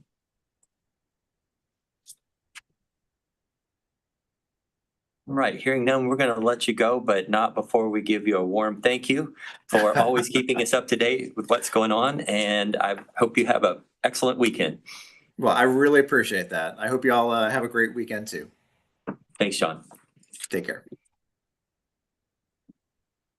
He's such a familiar face here. I just kind of, here you go. Let's get started, John. But yeah, I'm glad he went on to give his title and what he does, because it is important. It's not a voice that we've always had represented here on our committee, but it is certainly a welcome addition, and glad that he continues to be able to do this for us. All right, we have one more item under agenda item 9, but we're going to come back to it. We're going to go back to our regular order of business. So now we're back to agenda item 5. And there's a document that was circulated that was just this morning that is, and sorry, it was not with the agenda that came out earlier this week, but it is our executive summary of the work of the A2I subcommittee and your own work in evaluating those recommendations and consolidating into 3 that we would consider moving forward beyond that. So I'm going to read what you have in front of you, not because I don't think that you did during our break, but for the record on the recording here of what our process is to get to this point. So we had to work by the A2I committee to come up with these 7 recommendations. And actually, it was more than that, and we consolidated several live within our last meeting. It is on the record. And then we decided it would be best to take that new list and have the full committee vote on which ones they felt individually were the highest priority, and then rank those recommendations 1 to 3 and provide a statement of support for the recommendation that they rank the highest. We had 18 members of this committee that completed that survey, and then we scored those rankings with the highest recommendation receiving 3 points, the second 2 points, and 1 point for the third highest. So we added those all up to come up with overall scores. Those are the parentheticals that appear after the actual recommendation title. So we see that number 1 was reframe academic integrity for an era of innovation, 31, advance AI and digital literacy across stakeholders, 33. And then the other one that rose to the top was number 5, strengthen statewide collaboration and institutional readiness for sustainable innovation adoption, 29. And the others were really not very close with scores of 2, 3, 9, and 1. So it seemed pretty evident in the data that we all kind of had consensus around the 3 that we thought were our top priorities. And then I had AI provide a summary of those comments that you provided as a statement of support. And there was plenty for each of them. So it wasn't that all of you thought this one should be 1 or that one should be 1. So there was plenty of input on why each of those rose to the top. And I'm not going to read that support, but it does seem like that is that you provided really good support for why those 3. So at this point, before we vote on moving this forward, we want to give, well, I guess I should entertain a motion to approve in a second, and then we can discuss it before calling the vote. So I would entertain a motion to accept these recommendations to move forward to the board as they are, with the possibility of them being amended during our discussion. So motioned. Thank you, Scott. We have a motion on the floor from Scott. Is there a second? Second. Rob, go ahead. All right, Oscar gave us our second for the record. And now we have an opportunity to discuss these. So would open the floor to comments, questions about either the process that was followed or the results that we have to consider.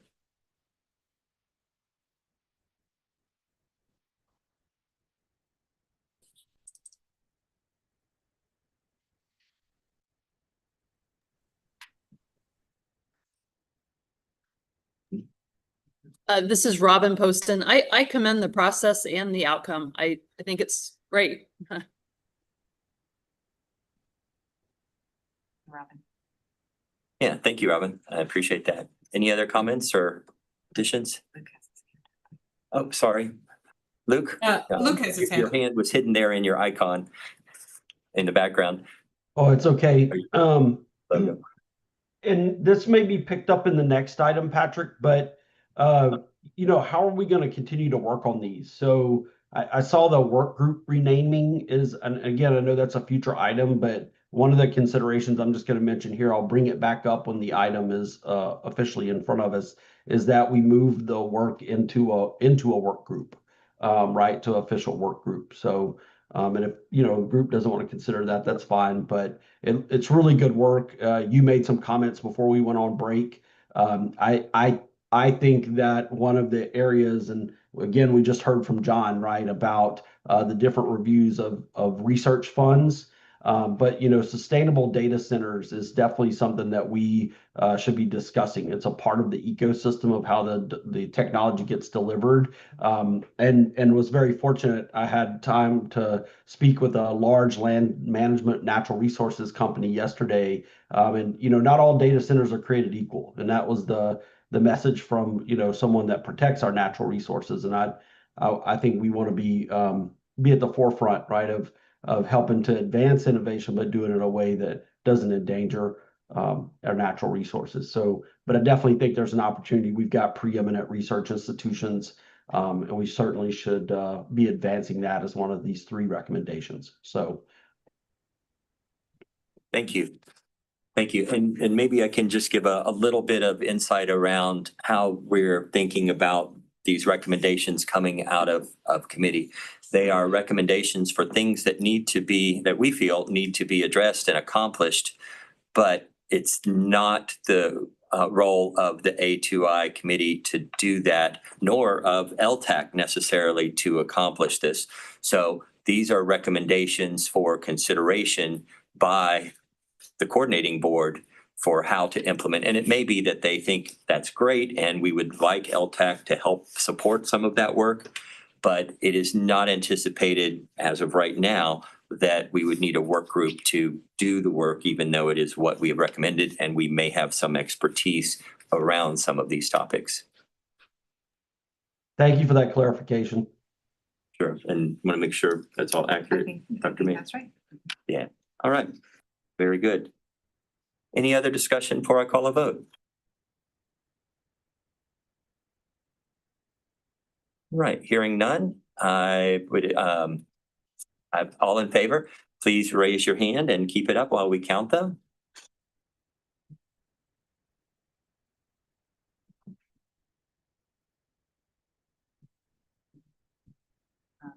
Let's say that's 19.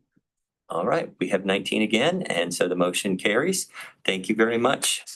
And thank you for everybody who had the time to complete the survey and provide some commentary. It made it very easy then to really understand what the consensus was and move this forward. So much appreciated. So with that affirmative vote, then we will entrust this to the division to take forward. Correct. Yep. Thank you.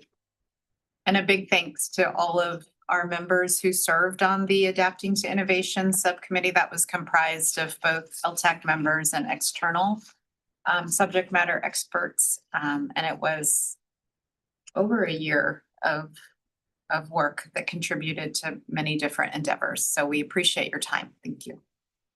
And would like to also acknowledge the co-chair, Dr. Nikki Whiteside, who is on this committee but not here today, for her co-leadership of that group. All right, our next agenda item, since we handled both 5 and 6, is the discussion of institutional plans for distance education IPDE review. And that is going to be you, Dr. Main, along with Sarah Lee and Linda Murphy. Sure, I can start with just a quick operational Oscar has his update. hand up. Does he have a discussion, something to say? I'm sorry. I think Oscar's still voting. Oscar, do you have your hand up yeah. Thanks. So for the IPDE operational side of things, just to report out that we've switched over to a new process internally. So those institutions submitting won't see a difference other than the color of the background of the form. But internally, it helps with a review process that will hopefully be much more streamlined. We will have 9 chances to test that out for this current round of submissions. So 9 total. And 3 additional expected in December. All notification letters have gone out, and the current timeframe, we have received, as of close of business yesterday, we have received 4. Yesterday was also the deadline. So I'll be going back into the system to check on all submissions, but we have 4 to begin. That's the operational side. And then Sarah and Linda have their own recommendations. All right. Absolutely. Thank you, Gwen, for providing that operational update. And thank you so much for the support for the operations subcommittee, all of the work from THECB staff that goes into making this review possible and happen. We really, really appreciate it. I'm going to give this update, but I'm speaking for both myself and Linda Murphy. So we serve as the co-chairs of the operations subcommittee. So we, just by way of describing this a little bit more, IPDE, the institutional plans for distance education. This is a requirement stated in Texas Administrative Code, Chapter 2, Subchapter J.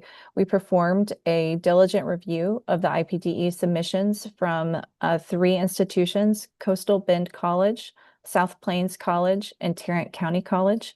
And after review of each institution's narrative and the supplemental information that they submitted, the subcommittee has found that each of those IPDE submissions provided evidence that the institutions are in compliance with the principles of good practice for distance education. So following board rule, and as the co-chair of the operations subcommittee reviewing those submissions, along with Linda Murphy, I recommend that the full LTAC provide a recommendation to the coordinating board staff that each of the institutions are approved to offer distance education courses during its accreditation cycle. I also want to mention that the subcommittee also reviewed an IPDE submitted by 1 additional college during this review cycle. And the subcommittee is going to use its working group session time today to further discuss that submission before any action is taken. Very good. For those that are, you said you recommend them. Can you turn that into a motion for me for those that are recommended? And then we can, we won't need a second on it since that is coming from your subcommittee, and then we can vote on that. And we don't need to vote on the work that you're going to be doing in your subgroup. So just to have it officially as a motion. So the operations subcommittee moves to approve the IPDE submissions from Coastal Bend College, South Plains College, and Tarrant County College. Very good. Thank you. And again, no second is needed since it's coming from committee, but we do have the opportunity for discussion or any questions that you might have for the subcommittee.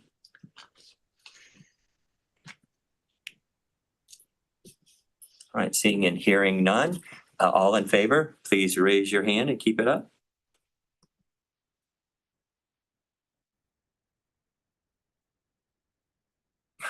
Um, 19 unanimous. The motion carries unanimously.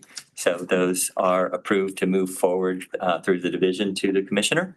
And you will administrate that part of it, I trust? Yep. Fantastic. Thank you. Excellent, Sarah. Thank you for the report, and thank you moreover for your work along with Linda and co-leading this group, and also all those who have contributed in doing the reviews and working out the process. And I know that you're implementing a new format for getting that data in and getting it displayed to make that more streamlined. So it does conserve the time of those doing the reviews and contributing in that way. So very, very much appreciated. And I know the institutions appreciate your work too, to help them clear this hurdle and move forward. Patrick? Yes, sir.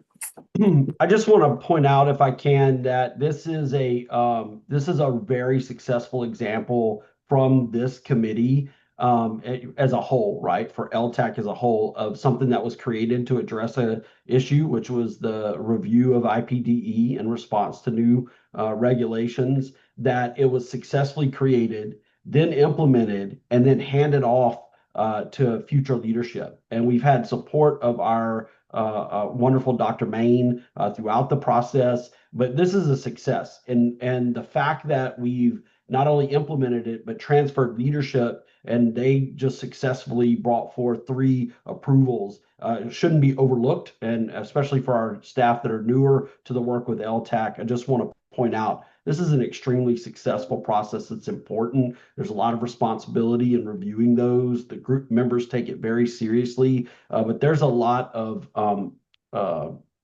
efficacy in the process, as was just demonstrated. I also join you in complimenting Linda and Sarah for their leadership, but this has been a long, multi-year process. And I think it's a shining example of the importance of having this committee and what we can do when tasked with something of that level of importance of reviewing institutional plans for distance ed. So I want to point that out. I know that we're on, this is recorded, and it's important for us not to miss an opportunity to really show efficiency and expertise at work for the state of Texas. Thank you very much, Luke, for those comments. Absolutely. Would amplify those and say, not only is it a good example of what our group can accomplish, and it's like you said, it's been long coming. This is a multi-membership year thing. So we've had people that have changed service on the committee, on the subcommittee, and still it has not only endured, but thrived and is a working process. And I would also say that the feedback that I've heard is it is very well received by the institutions who have to go through the process and the compliance, that they see it as very collegial, and they've found the feedback and input from the committee very helpful and welcome, that it's not as we had always outlined, we don't want this to be a gotcha process. This is how do we make everything better for our students, and those of us with expertise and familiarity with this process and the concepts help those who might need it to get across the finish line, with the end result being students are better served. So yes, absolutely. Everything you said, Luke, deserves to be on the record, because it is a testament to not just those who are still serving and making this work, but all those who laid the groundwork to make it so, and including, revising our principles of good practice and doing scorecards to look across the various ways that we assess quality, and bringing those in and aligning with cycles of accreditors to use information they have, so institutions aren't having to submit things multiple times that somebody else really has done a fine job of assessing. So absolutely. So yeah, Dr. Main. Just want to also echo Dr. Dowden as far as the founding committee goes for reviewing this initial process, but also the testament that good leadership has right from the beginning to setting what is exemplary practice into standard operating procedure. So Dr. Dowden set high expectations and high quality measures, but also formed the foundation for the collegiality and the efficiencies that we operate under. And that's what made it very easy to transfer. So thank you for all of that early lift, Dr. Dowden. Well, I wasn't by myself, and I wasn't seeking a compliment. I just wanted to be clear. I You really deserve wanted it to. too. This is a shared Luke, just win. accept it. Just This is a accept shared it that win. you did a great thing and you deserve recognition for it. I'm still working on that, so I'll You got the accept it humility on behalf down, of so yeah. all of us. Thank you for adding that. All right, so we have our business taken care of, related to approving the ones that are recommended. And will there be there won't be a subsequent recommendation out of the subgroup on the remaining institution, or there might be? There might be. Okay, very good. very good. So we can revisit that when we have our report outs and do a separate consideration and vote at that point if there needs to be one. So great. Anything else before we move on to the next agenda item? Nope, good. Excellent. Thank you so much. And I have scratched all over my agenda here, so with notes and other things. So I'm trying to make sure I haven't skipped anything. But I believe we are at the point for item 9D, which is Student Success and Institutional Partnerships update. Mhm. And that is you, Dr. Okay. Main. Well, thank you. And it's always fun for me to consider that something like the institutional plans for distance education would be the impetus for like a schmoop fest of thanks. So Gotta write that down. Schmoop fest. all right, so for the Student Success and Institutional Partnerships Division update, we last met in February, so quite a bit has occurred in the last several months. So I'm happy to share some updates with you. As always, know that I'm going to reference a lot of links and resources, calls to action perhaps. Those will all be in a follow-up email, so no need to feel like you need to take rigorous notes on those things. Some of the things I'm going to report on have some pretty time-sensitive deadlines, so that post-meeting email is going to come out as soon as possible so that you have access to all of the opportunities. I'll start with some agency updates. We held our quarterly board meeting on April 23rd. We had one very important item on the agenda, and that was the appointment of our student member to the Learning Technology Advisory Committee. We are pleased to have John with us for the next 2 years. Just a reminder about board meeting schedules. Previously, board meetings were preceded by a full day of committee meetings, so a Wednesday, Thursday type of schedule. Going forward, there will only be one full day of board meetings. This past meeting on April 23rd was the last time for a Thursday board meeting. Beginning in July, you'll notice board meetings are scheduled for Wednesdays. So the schedule for the board meetings for the remainder of 2026 is Wednesday, July 22nd and Wednesday, October 26th. This past board meeting, the major policy discussion was invited recipients of the 2025 STAR Award. All of those resources, including a recording, are available on the agency website. I'll just also report out a few agency staffing updates. So we're pleased to share that Brandon Griggs will serve as the next Assistant Commissioner for Academic and Health Affairs. Brandon currently serves as Assistant Commissioner for College and Career Advising. You may recognize his name if you have any ties or work to Direct Admissions, My Texas Future, Apply Texas, ADV, and Texas OnCourse. He's been a critical part of our broader statewide advising strategy. And with that change, Jaslyn Rose will move into the Assistant Commissioner for College and Career Advising, backfilling Brandon. I'm also pleased to say, so I'm going to move into Student Success and Institutional Partnership specific. I'm pleased to say that we also have a new member on our team, Dr. Dion Johnson. He's a new program manager who oversees all activities related to advisory committees, grant opportunities, and efforts and programs around intellectual and development disability, pregnant and parenting students, and our foster youth, so our special populations. Hopefully in a future board meeting, we might invite Dr. Johnson to come and tell you a little bit more about his work in person. For the next board meeting, our division, July 22nd, that next board meeting, we have 2 agenda items to report out on.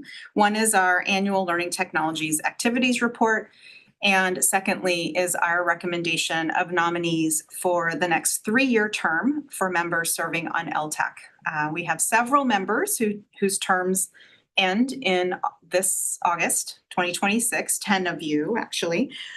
So we will have one more meeting with this committee composition on August 7th, and then September 1st, we'll begin the next 3-year term for that new group. After the July board meeting, our division will be notifying all nominees of their status. OER initiatives and activities. Our 2025 OER landscape report has been published. This latest biennial report offers a comprehensive 6-year longitudinal view of OER development across the state. The 2025 findings demonstrate measurable gains in policy adoption, implementation of fully OER-based undergraduate courses, and lower textbook costs for students, signaling a maturing OER ecosystem in Texas higher education. So the report is available on our website, DL Texas, but of course I'll include the link in our post-meeting email. Some grant opportunities to share. The OER grant program round 5 RFA was released last Friday, June 5th. The goal of the OER grant program is to provide grants to Texas public institutions of higher education to adopt, modify, redesign, or develop courses using only OER. Contingent upon the amount of appropriation available, the coordinating board expects to award up to $3 million for OER grant program grants to eligible applicants in 2 award categories, nursing and workforce. THECB expects to award approximately 10 nursing OER adoption grants and 10 workforce OER collaborator grants for the grant period, which will be September 1st, 2026 to August 31st, 2028. Some key dates for you is there is an informational webinar this Monday, June 15th. That's at noon Central Time. The last day for applicant inquiries is July 8th, and the application deadline is July 20th. A Gov delivery memo did go out on the 5th, just when we released the RFA. You also should have gotten a Gov delivery as a follow-up courtesy copy from our division. But again, I'll include links relevant to this grant opportunity. Dr. Jackson noted that we're now using a new grant management system. It's called Flux. This is where all of our grant activities are taking place for the coordinating board. So this is where you can access grant information, but it's also where you will submit and also, if awarded, work through all of the reporting and deliverables. Okay, I have 2 federal grants to call your attention to. There is a post-secondary student success grant program. This is open currently. It closes on June 29th. It is estimated a total of $45 million in total grant funding with an expected number of awards at 9. So the award ceiling being 8 with a ton of zeros after it. The purpose of the post-secondary student success grant program is to equitably improve post-secondary student outcomes, including retention, upward transfer, and completions of value by leveraging data and implementing, scaling, and rigorously evaluating evidence-based activities to support data-driven decisions and actions that lead to credentials that support economic success and further education. That's one. There's also a second federal grant that is the Open Textbooks Pilot Program. That application deadline is June 23rd. It is open now. Estimated total grant funding, $7 million. Expected number of awards, 4.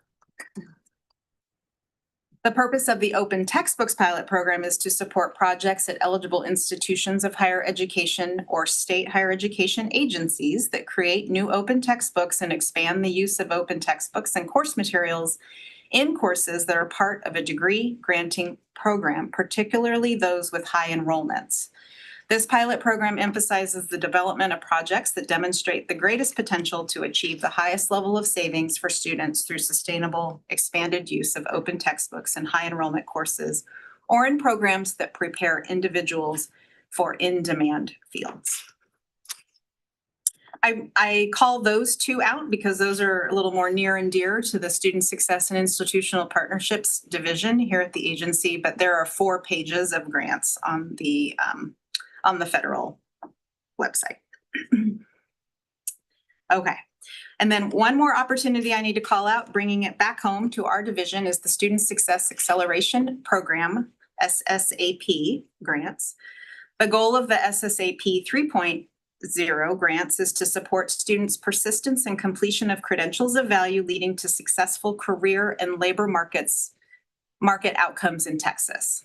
The RFA solicits proposals from Texas public institutions of higher education for the development, enhancement, and scaling of evidence-based programs and initiatives for an identified target student population in at least one of the following program areas: academic supports, career services and advising, and financial supports.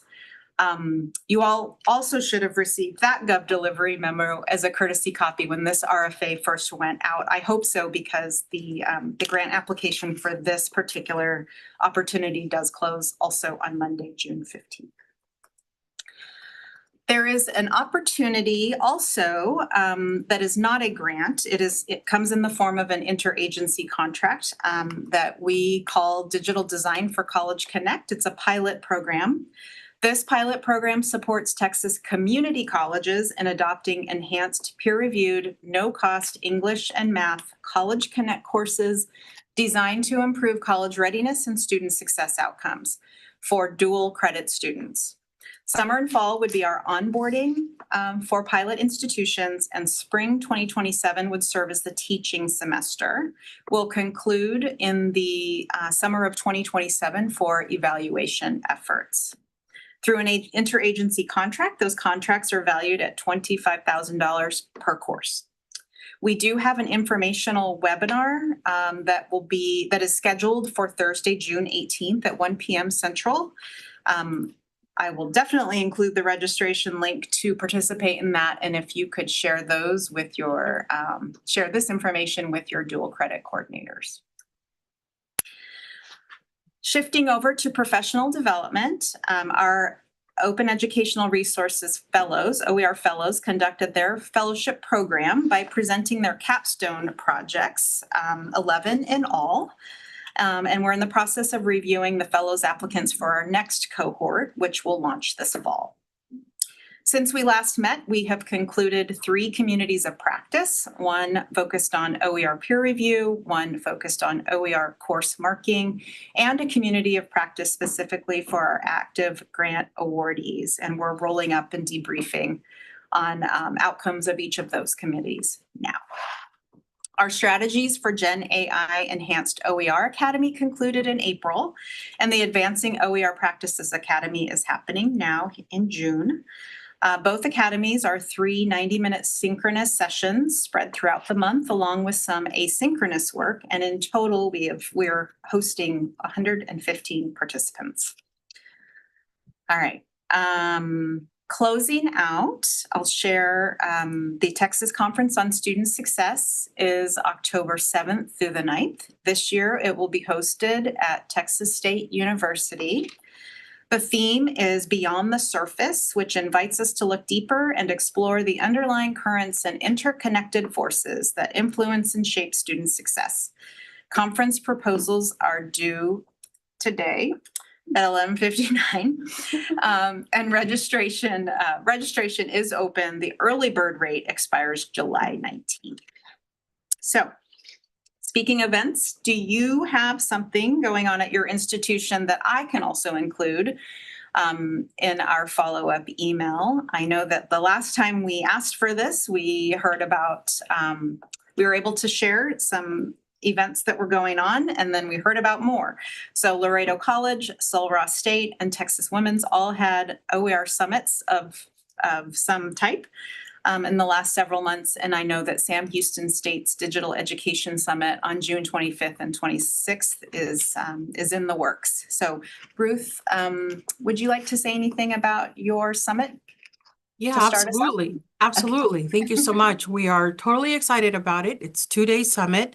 The Digital Education Summit. We have lined up some very wonderful keynote speakers, I think some of you here are going to know the name Dr. Justin Louder.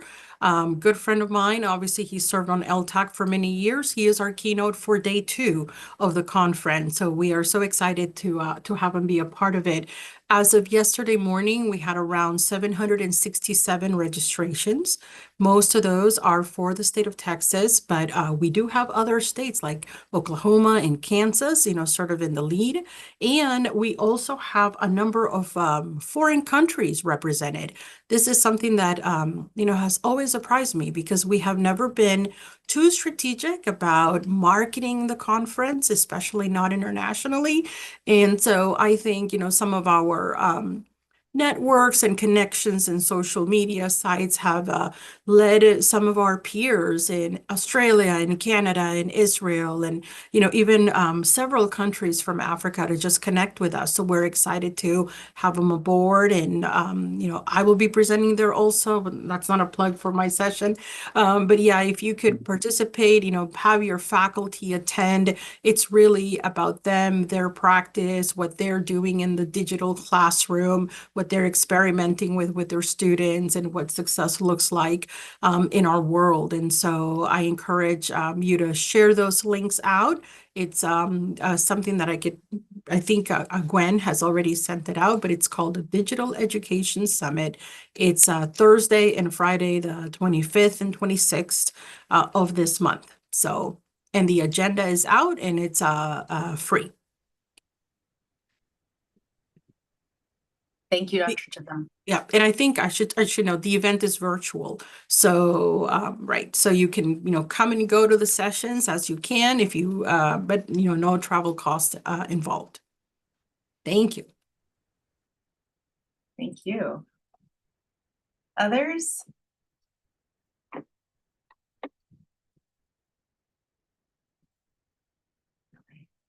All right, well then that concludes my updates for the division. Excellent. Thank you. That's not true. I'd like to turn it over to Carrie Getz to talk about one other opportunity that's happening in our division.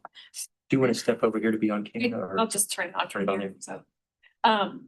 So I just wanted to announce, in addition to everything that Gwen has mentioned, we are re-engaging with OpenStax to expand our OER nursing textbooks. So we are officially calling it, the 1 2.0 project. And so we are working with them to develop 2 additional nursing textbooks, one focused on pathophysiology and the other on pediatric infant nursing.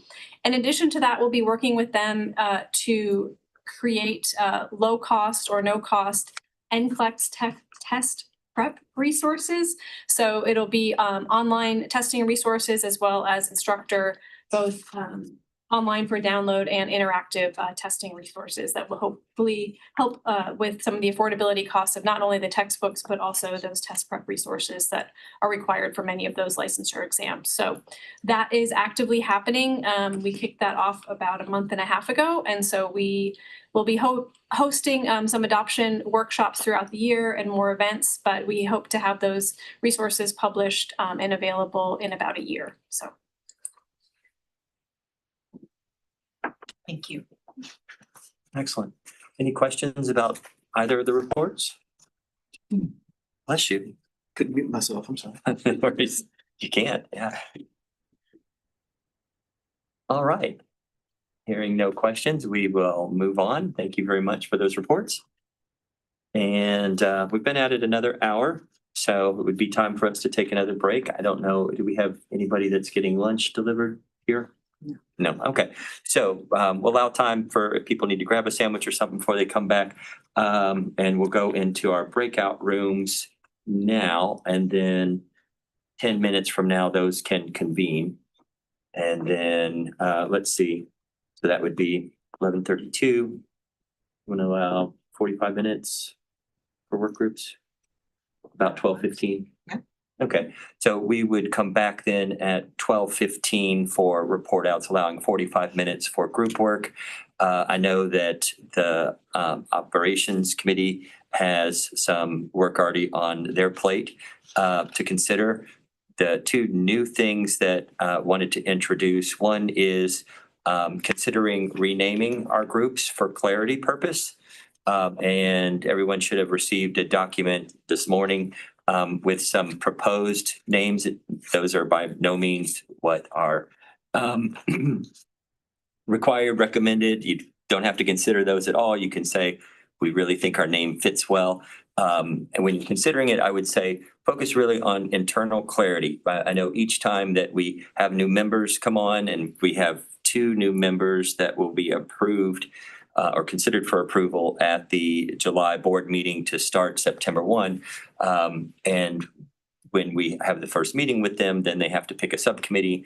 And it's not always clear exactly what these subcommittees do or work groups do based on the name that we've established for it. So this is really just for our ease of internal management to provide better clarity. It's not anything that's required. We don't have to change it. It's just kind of to provide a little bit of efficiency as we are onboarding new folks to help them understand what we do. And towards that end, there's a second document that we're going to send around during the break for each of you to consider that is an alignment, an attempt at mapping the alignment between what our purpose is stated in Texas Administrative Code, where LTAC is established, with what we have as the purpose for each of the subcommittees, kind of with the hopes that most all of those work groups are covering the purpose that is intended. It's not perfect. There are a couple of gaps where maybe we don't explicitly have those assigned to work groups. You're welcome to take that up for discussion and go, I think that would work in my work group, or it might work in somebody else's better, and suggest that. But really just have a discussion around that mapping and the description of your work group and what the success criteria might be. And it might be very different than what is suggested in the document that you're going to receive. So with that in mind, before I have Gwen, can you go ahead and send that out when you get a chance? I'd send it to you by email, the draft to circulate. For the work groups? Yes, That's been sent. not the renaming one, the second one that has the alignment. Oh, okay. Yeah. So you'll be receiving that momentarily. And again, this is just a starter for conversations in your work group. And if you're like, well, we think it's fine as it is, that's fine too. But I think it will help inform our future participants in terms of where they can best contribute, but also help us in a defensible way say, this is how we are fulfilling our duty according to administrative code, where we have these work groups, and here's where their responsibilities are that fulfill those items. So any questions before we go into our work groups? And does everybody have a work group or know which work group they are in? John would be an exception as a new member. Does everybody else know which work group they are in? All right, so it is 10.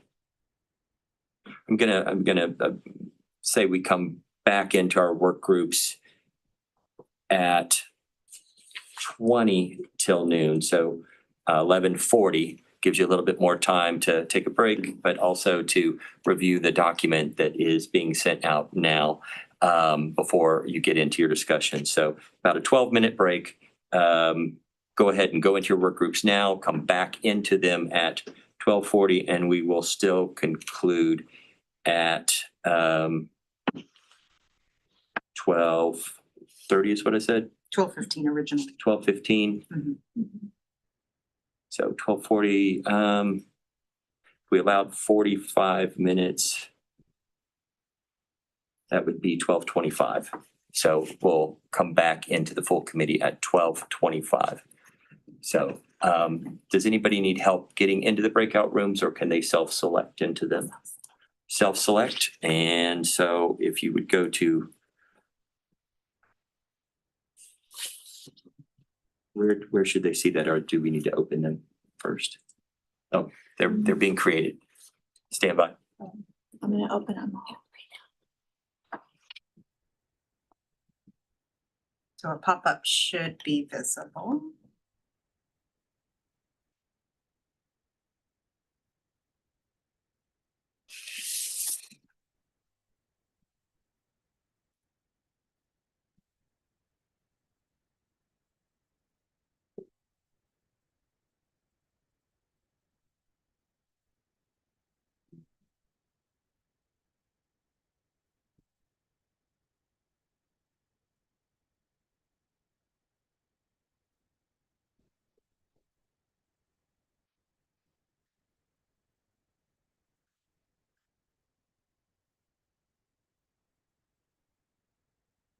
All right, those who are still remaining in this room, you can go ahead and join your breakout room.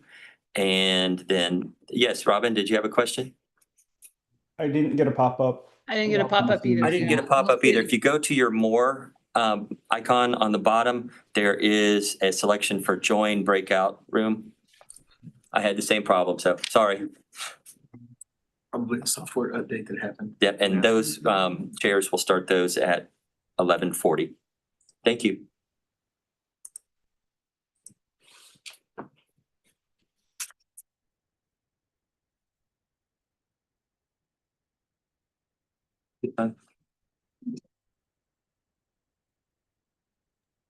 I'm sorry, my more does not have that.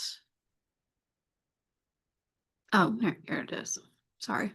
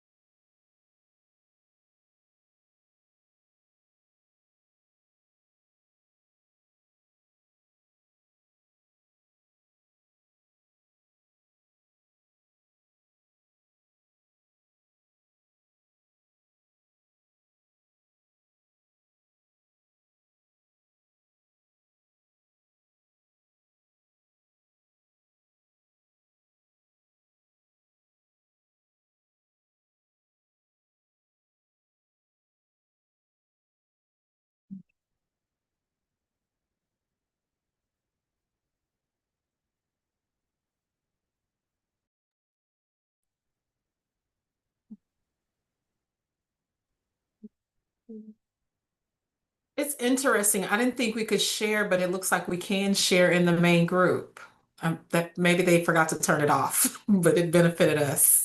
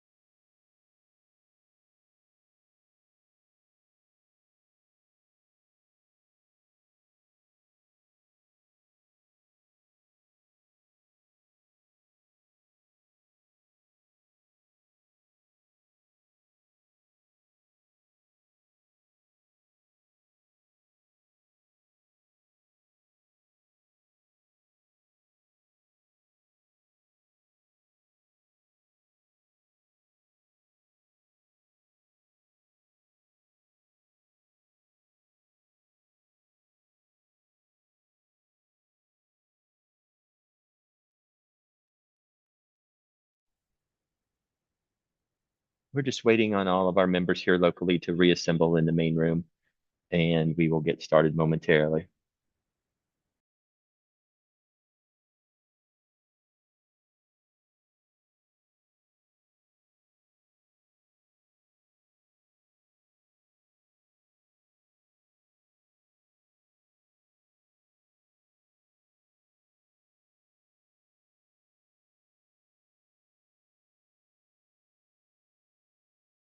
Everyone, if you wouldn't mind, go ahead and turn your cameras back on.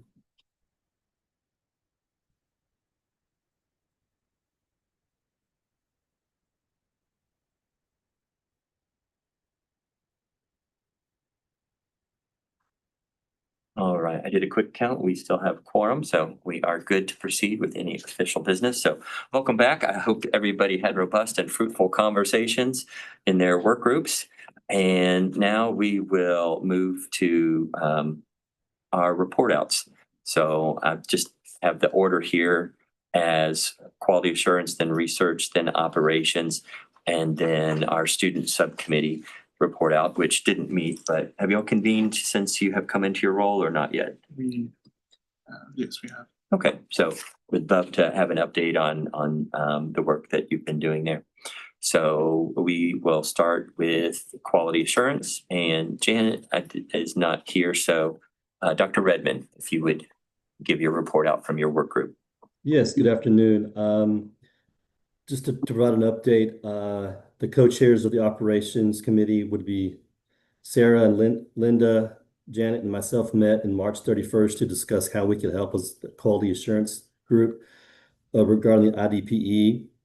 We came up with some ideas, but I think they were the process of evaluating how they do things and how we could best utilize our time to help them. We do have a meeting scheduled for June 25th because I know that they've been super busy reviewing all the IDPEs from the group. So that's what has occurred and will occur regarding the co-chairs of both committees. Regarding the meeting today, we discussed the possible name changes and the charges, if you will. And the one thing that kind of stood out that we were probably needing clarifications on is OER. That really hasn't been on our radar, if you will.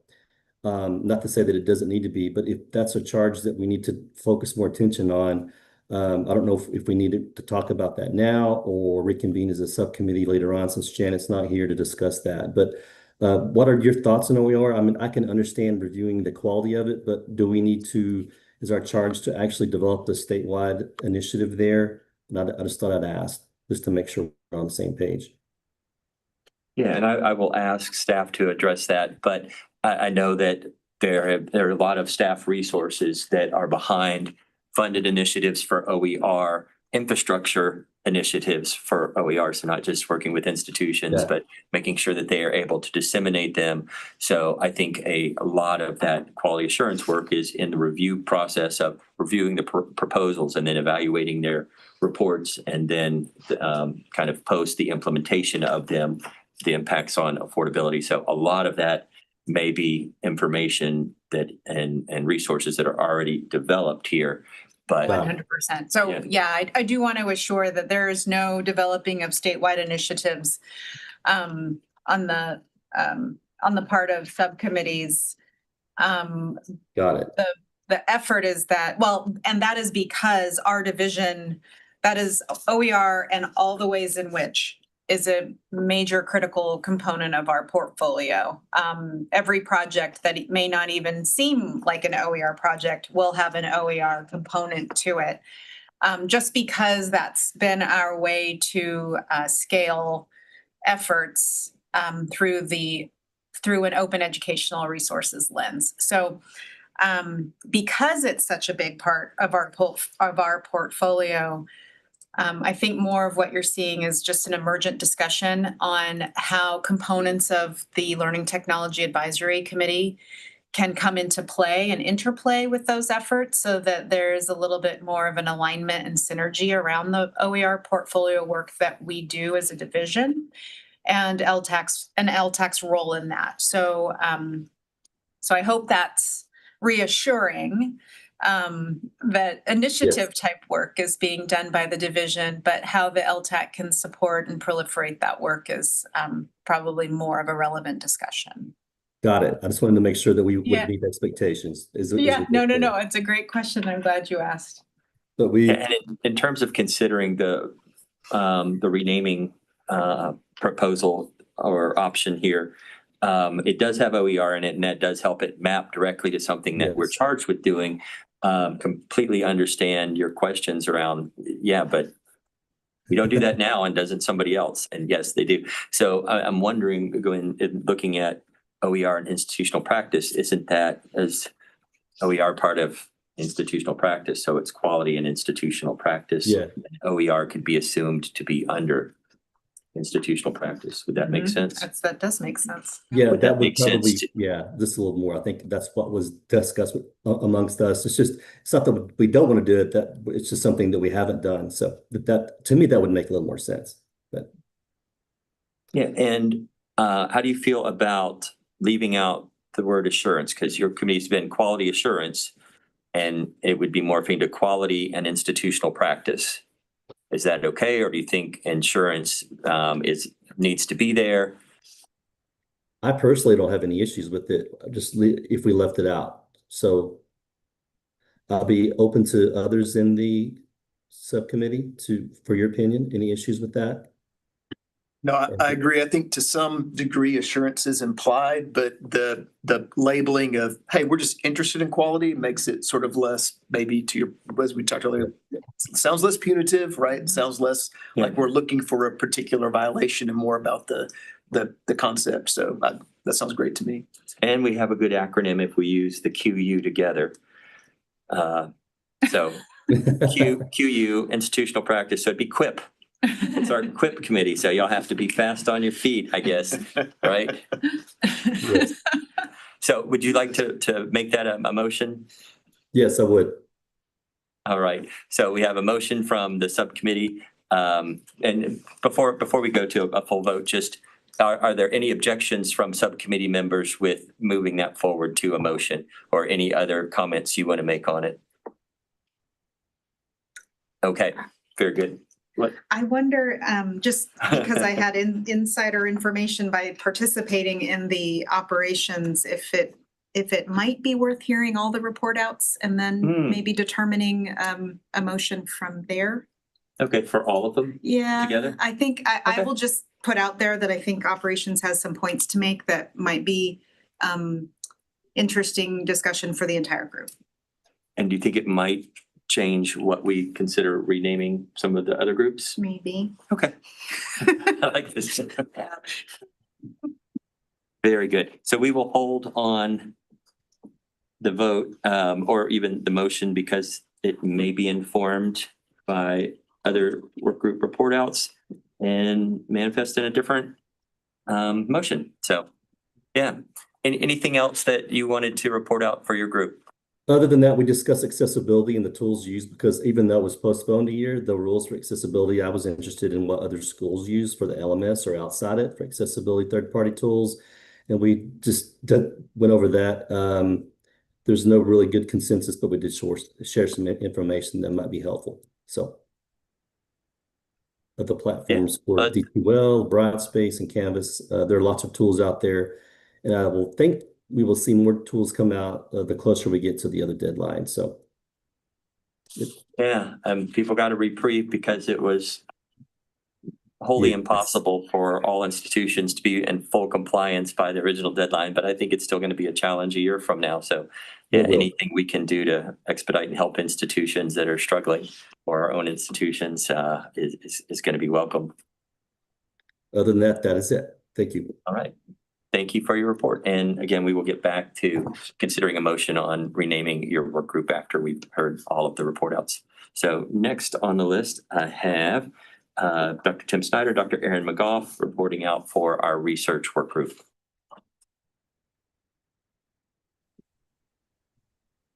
Aaron, do you want? I'll go. Aaron, jump in if you have any thoughts, or if I miss anything, please. So yeah, our group talked a lot. The renaming recommendations generated a lot of good conversation for us and really kind of helped crystallize a lot of the thoughts we've had.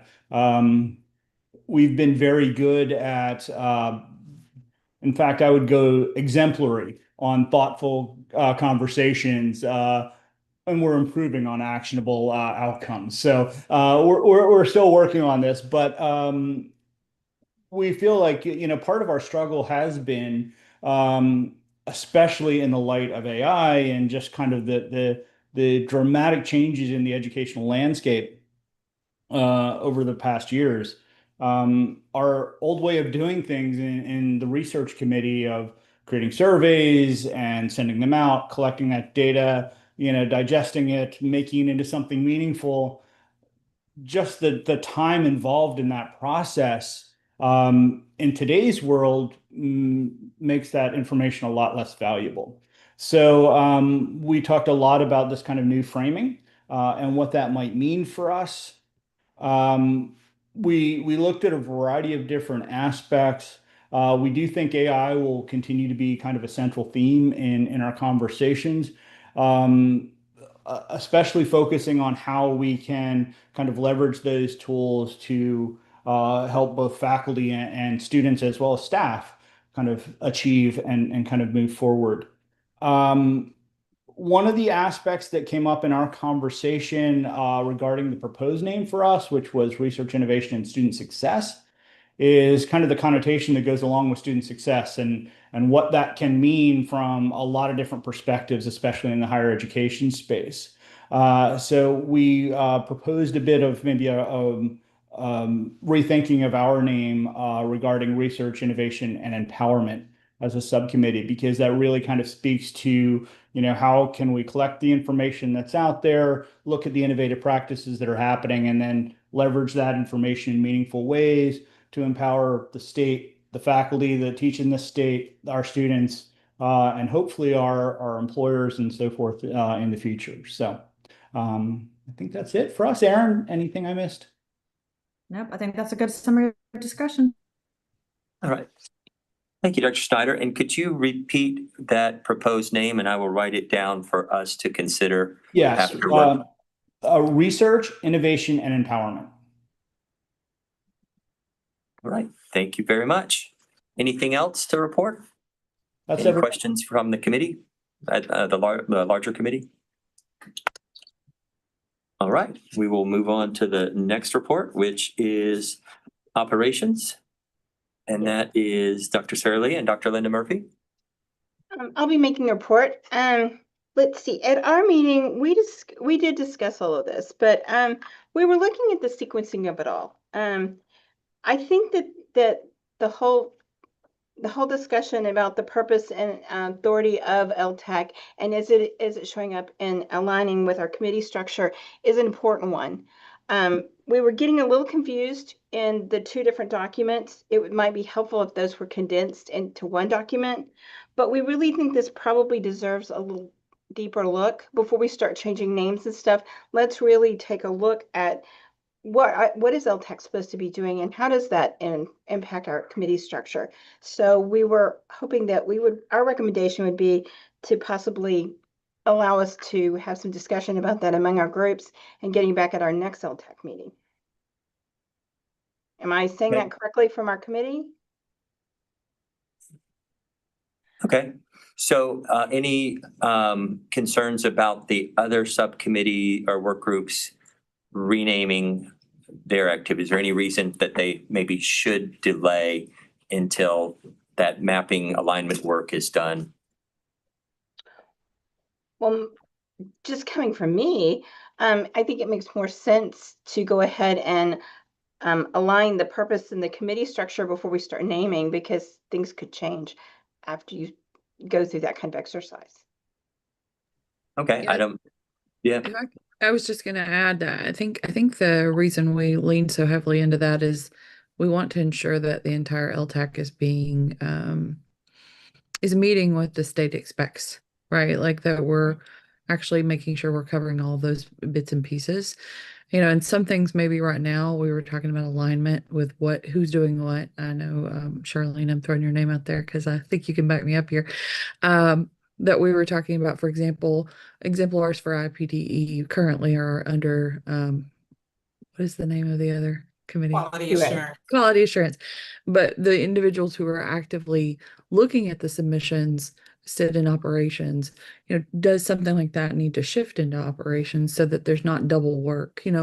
Looking at things like that, how are we dividing and conquering in the best, strongest ways so that we're meeting what the state expects of us and that the state finds value in what the LTAC committee can provide, I think is why we wanted a little more time. We went ahead and actually scheduled a meeting for June 24th, am I saying that right? To discuss this further with our subcommittee, if y'all did so approve. Yeah, I mean, I don't think it would need any approval from the group at large. That is the type of work that you want to do. And nothing says that, I mean, we looked at this last week and earlier this week, and I know the documents were just put in your hands before you met. So you didn't have a lot of time to think about it individually, much less collectively in your work group. So, and I apologize for that. I know that's not the best way for you to be able to think big thoughts and build consensus and so on. But sometimes just in time is the only way it works anyway, because you don't have the time to carve out.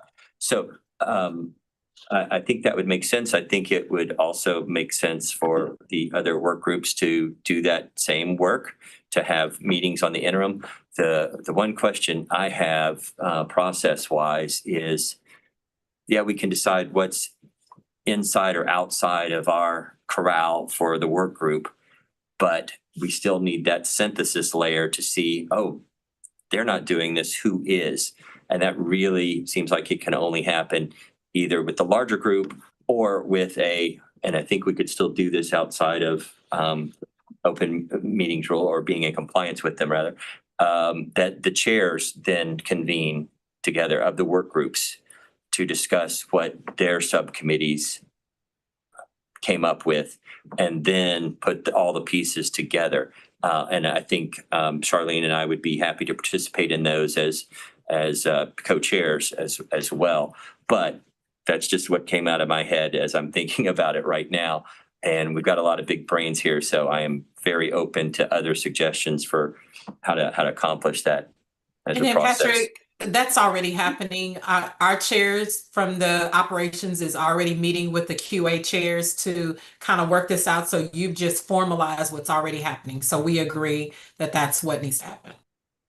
But we still have the third work group research, and it may have components too, either that are not being addressed by either of your two work groups or shouldn't be and should be in research, or that aren't being addressed by any of the work groups but are in our statement of purpose from administrative code. So, Patrick, is it possible to share like a shared working document where we can put notes, maybe not change the major content? Does that fit into the things we'd be allowed to do?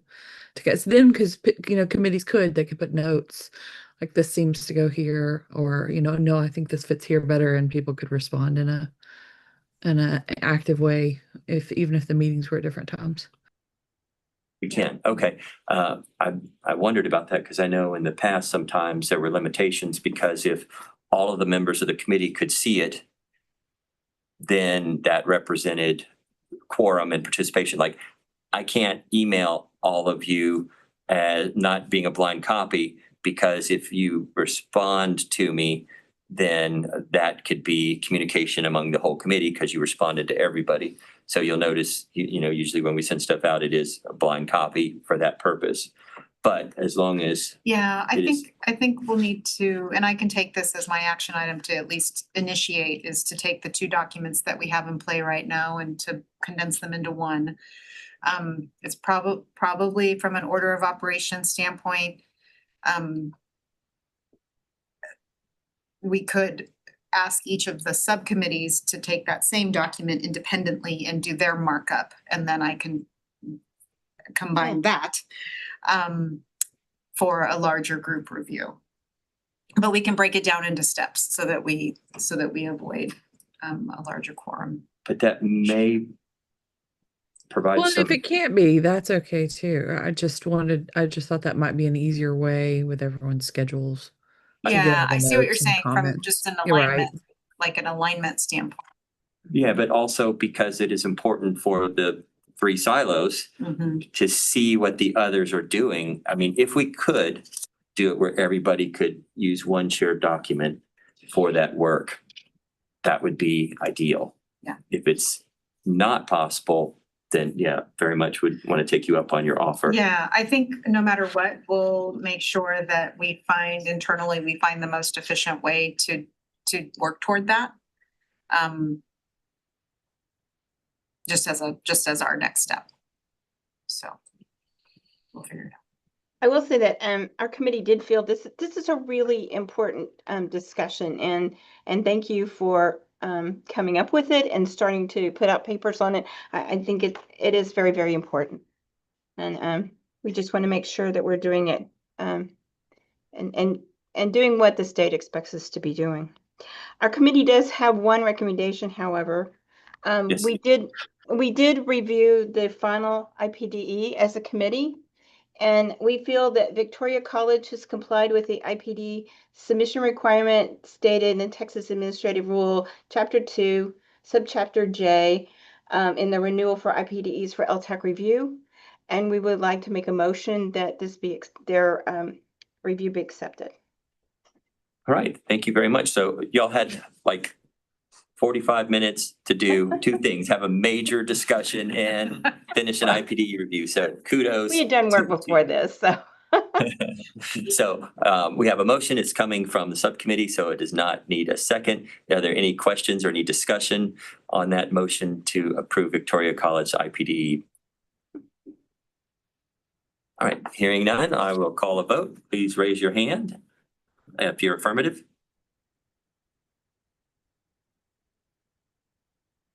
Unanimous, 18. All right, we have 18 affirmative. Any opposed? Any abstentions? I guess not, because everybody already voted. That's why I didn't call for those before. So the motion carries unanimously, and thank you to the committee. And of course, now that is in your capable hands to let them know and follow through on that notification process. And actually, it's a recommendation, and so there are other internal steps first. So excellent, thank you. Anything else from your work group? No, all right, very good. Thank you very much. Well, we are going to place the renaming of suggestions that came out of the other 2 work groups into a parking lot, and we can revisit those as we get some consensus on our alignment of our purpose and what the work committees are doing. And so I would task, and we'll figure out the details of how to accomplish this type of collaboration, but would task our work groups with coming back at our August meeting with that alignment for what is or isn't in their particular work group. And I think it would be at that point okay to also entertain if the suggested names of the work group are still valid, or if they need to change, or if they should stay the same as what they were before.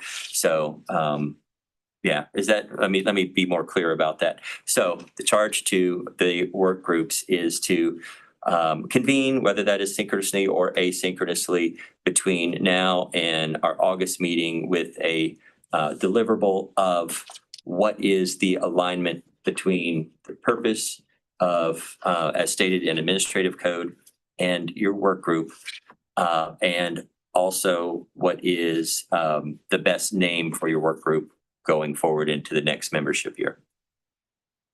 So any questions about that? And can I just do that? I just acted like I could, so maybe I can, but do we need to vote on that? Anybody have any objections to that? Okay, then it's official. Sorry, I'm closing the gate on that one. So yeah, so you got more work for yourselves over the summer. Congratulations, but I know you'll do good things with it. So thank you for that commitment. So that is the only item I think we have to vote on coming out of work groups. Anything else that we need to touch on before we close that agenda item? Yes. Just a quick question. Would it be possible? I don't think within our subgroup we've ever collected everyone's contact information. Could that be forwarded to the chairs so we can organize that meeting? Or contact subcommittees? for your subcommittee Yeah. membership? Sure. Yeah. Yes. Perfect. Thank you. Yeah. Contact information is on here too, right? Yeah. So. But by subcommittee, I mean, right? Oh, yeah. Yeah. Make it easy. And you have that spreadsheet, so beautiful. Yes. Dr. Main will take care of that for us. Yeah. And good question. Thank you. Make things easier. All right.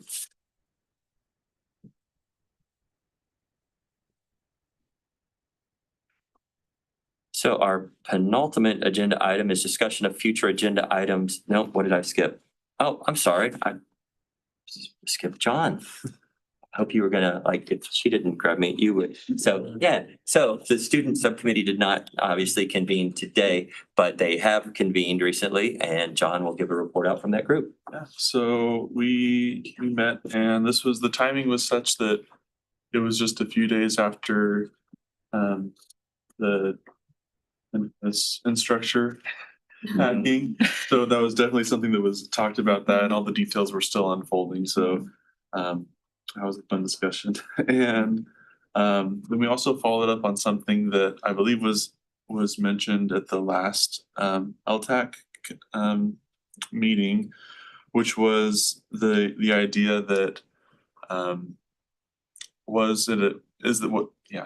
the idea that that there may be some students that wouldn't use AI if it were just left up to them, but with the tide of AI coming in and them seeing it proliferate and everyone else around them using it, that they felt that they didn't have an option not to use it, and that in order to stay afloat, that they had to get on board. And we discussed, was that something that they recognize, that we recognize as students? And so we talked about how, yes, that's something that we see and feel is something that's happening. And then one other thing we discussed was how institutional policies on AI they have a way of differentiating different institutions, and how students can use those and when they evaluate different locations and as they are making decisions. So that's all that we had talked about. Can you tell me a little bit more about that last item about how they might use AI as a differentiator? Does that mean that when students are looking for an institution, they are using an AI search tool to find which is the best fit for them? Or are you saying that as they're researching institutions, regardless of how they're doing it, that they are looking at the AI disposition of that institution?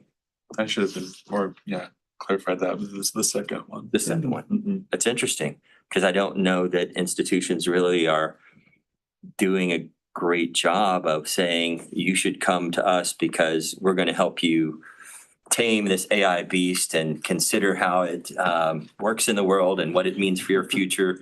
But if students are saying that's something that they're considering when making a decision, perhaps our institutions should be aware of that and use that in how to attract students, or consider why they may not be attracting students if they don't have a AI forward position.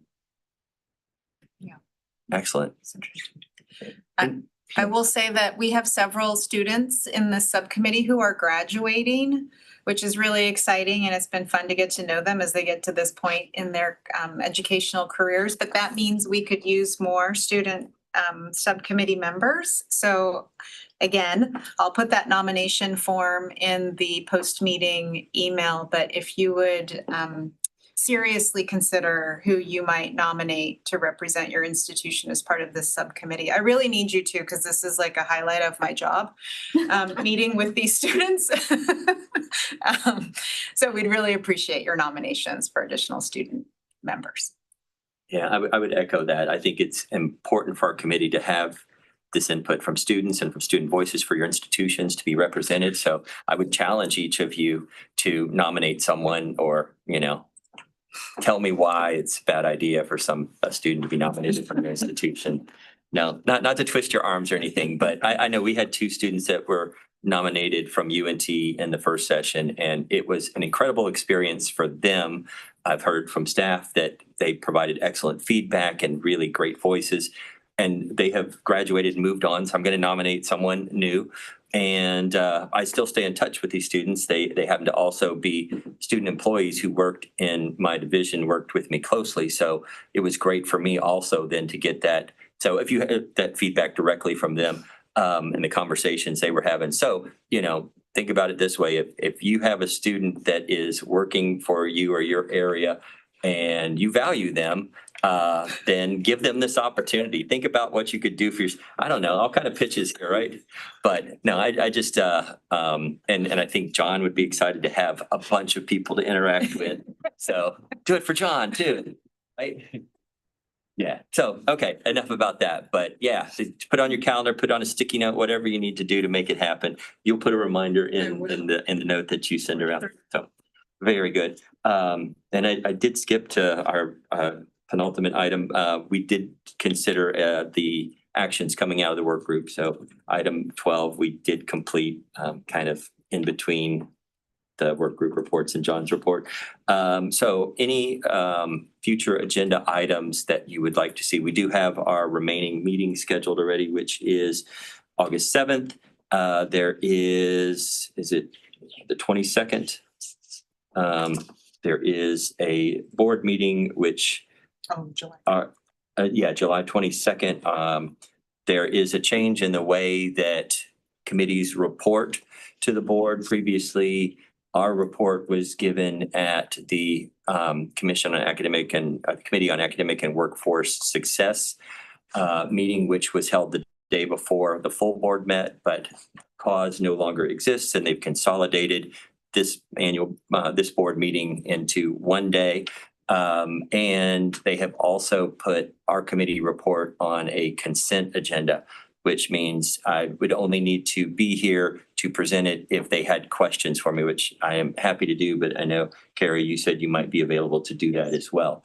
So that report is already prepared and submitted, correct? Mhm. Yeah. Reflecting the work that we have accomplished over the last year and what our current structure is and ambitions going forward. So that is just, and that meeting is streamed. So if anybody is interested in it, so again, it's on the consent agenda. So unless there are questions, there wouldn't be anything particularly relevant to our committee's activities, but there may be other things that are of interest. So that is July 22nd, if you're interested in watching the coordinating board meeting. Otherwise, our next meeting is Friday, August 7th.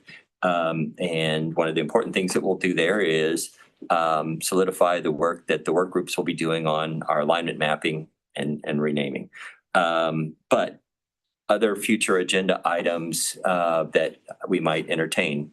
So if you have any to suggest, I'd be pleased to accept those now. And if you have others you think of between now and, let's say, 3 weeks out from, is that the notification time? How far out do we have to solidify the agenda to circulate it for open meetings? 2 weeks, actually.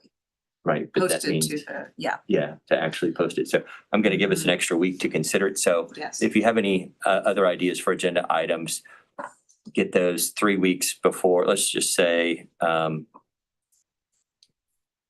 have to look at a calendar, see what's Monday. Let's just say 3 weeks in advance, and we can put a hard date in the note you send out. It'd be around July Middle of July. 15th. Yeah. Yeah, Mhm. so around July 15th. But are there any agenda items that you know you would like to have added for our next meeting other than those we discussed?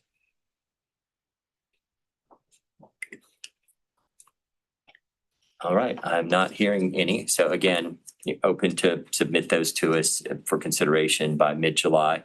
And that brings us to our last item. I think you make sure staff, we've jumped around a bit in this agenda, so more than usual even, I think. So just want to make sure I haven't left anything out. Actually have a question to make sure that this isn't, I'm not assuming anything that would be offensive.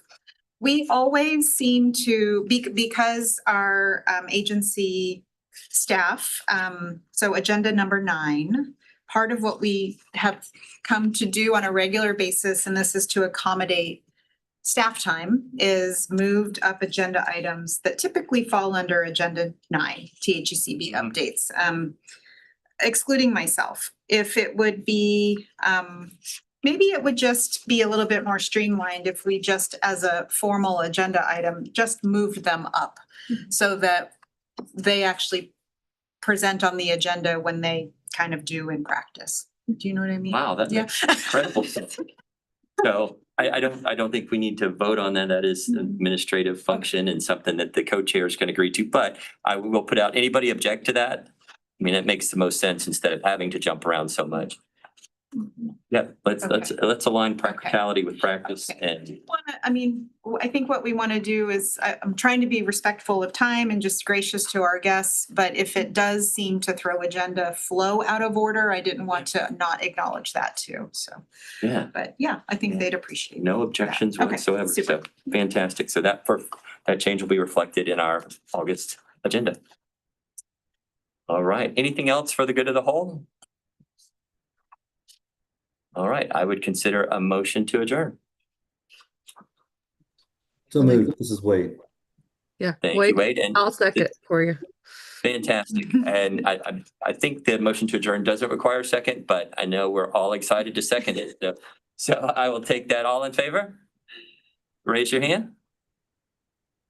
Holy moly, it's unanimous. I can tell from here. So thank you so much, everybody. Have a fantastic weekend. Appreciate the work you've committed to over the coming months, and I will see you again in August, if not before. Don't forget to register for Ruth's conference, the Digital Education Summit coming up, and look for a follow-up from Dr. Main with tons of resources and links and invitations to participate. So thank you again for your leadership. Thank you. Yeah. Bye. Bye, everyone.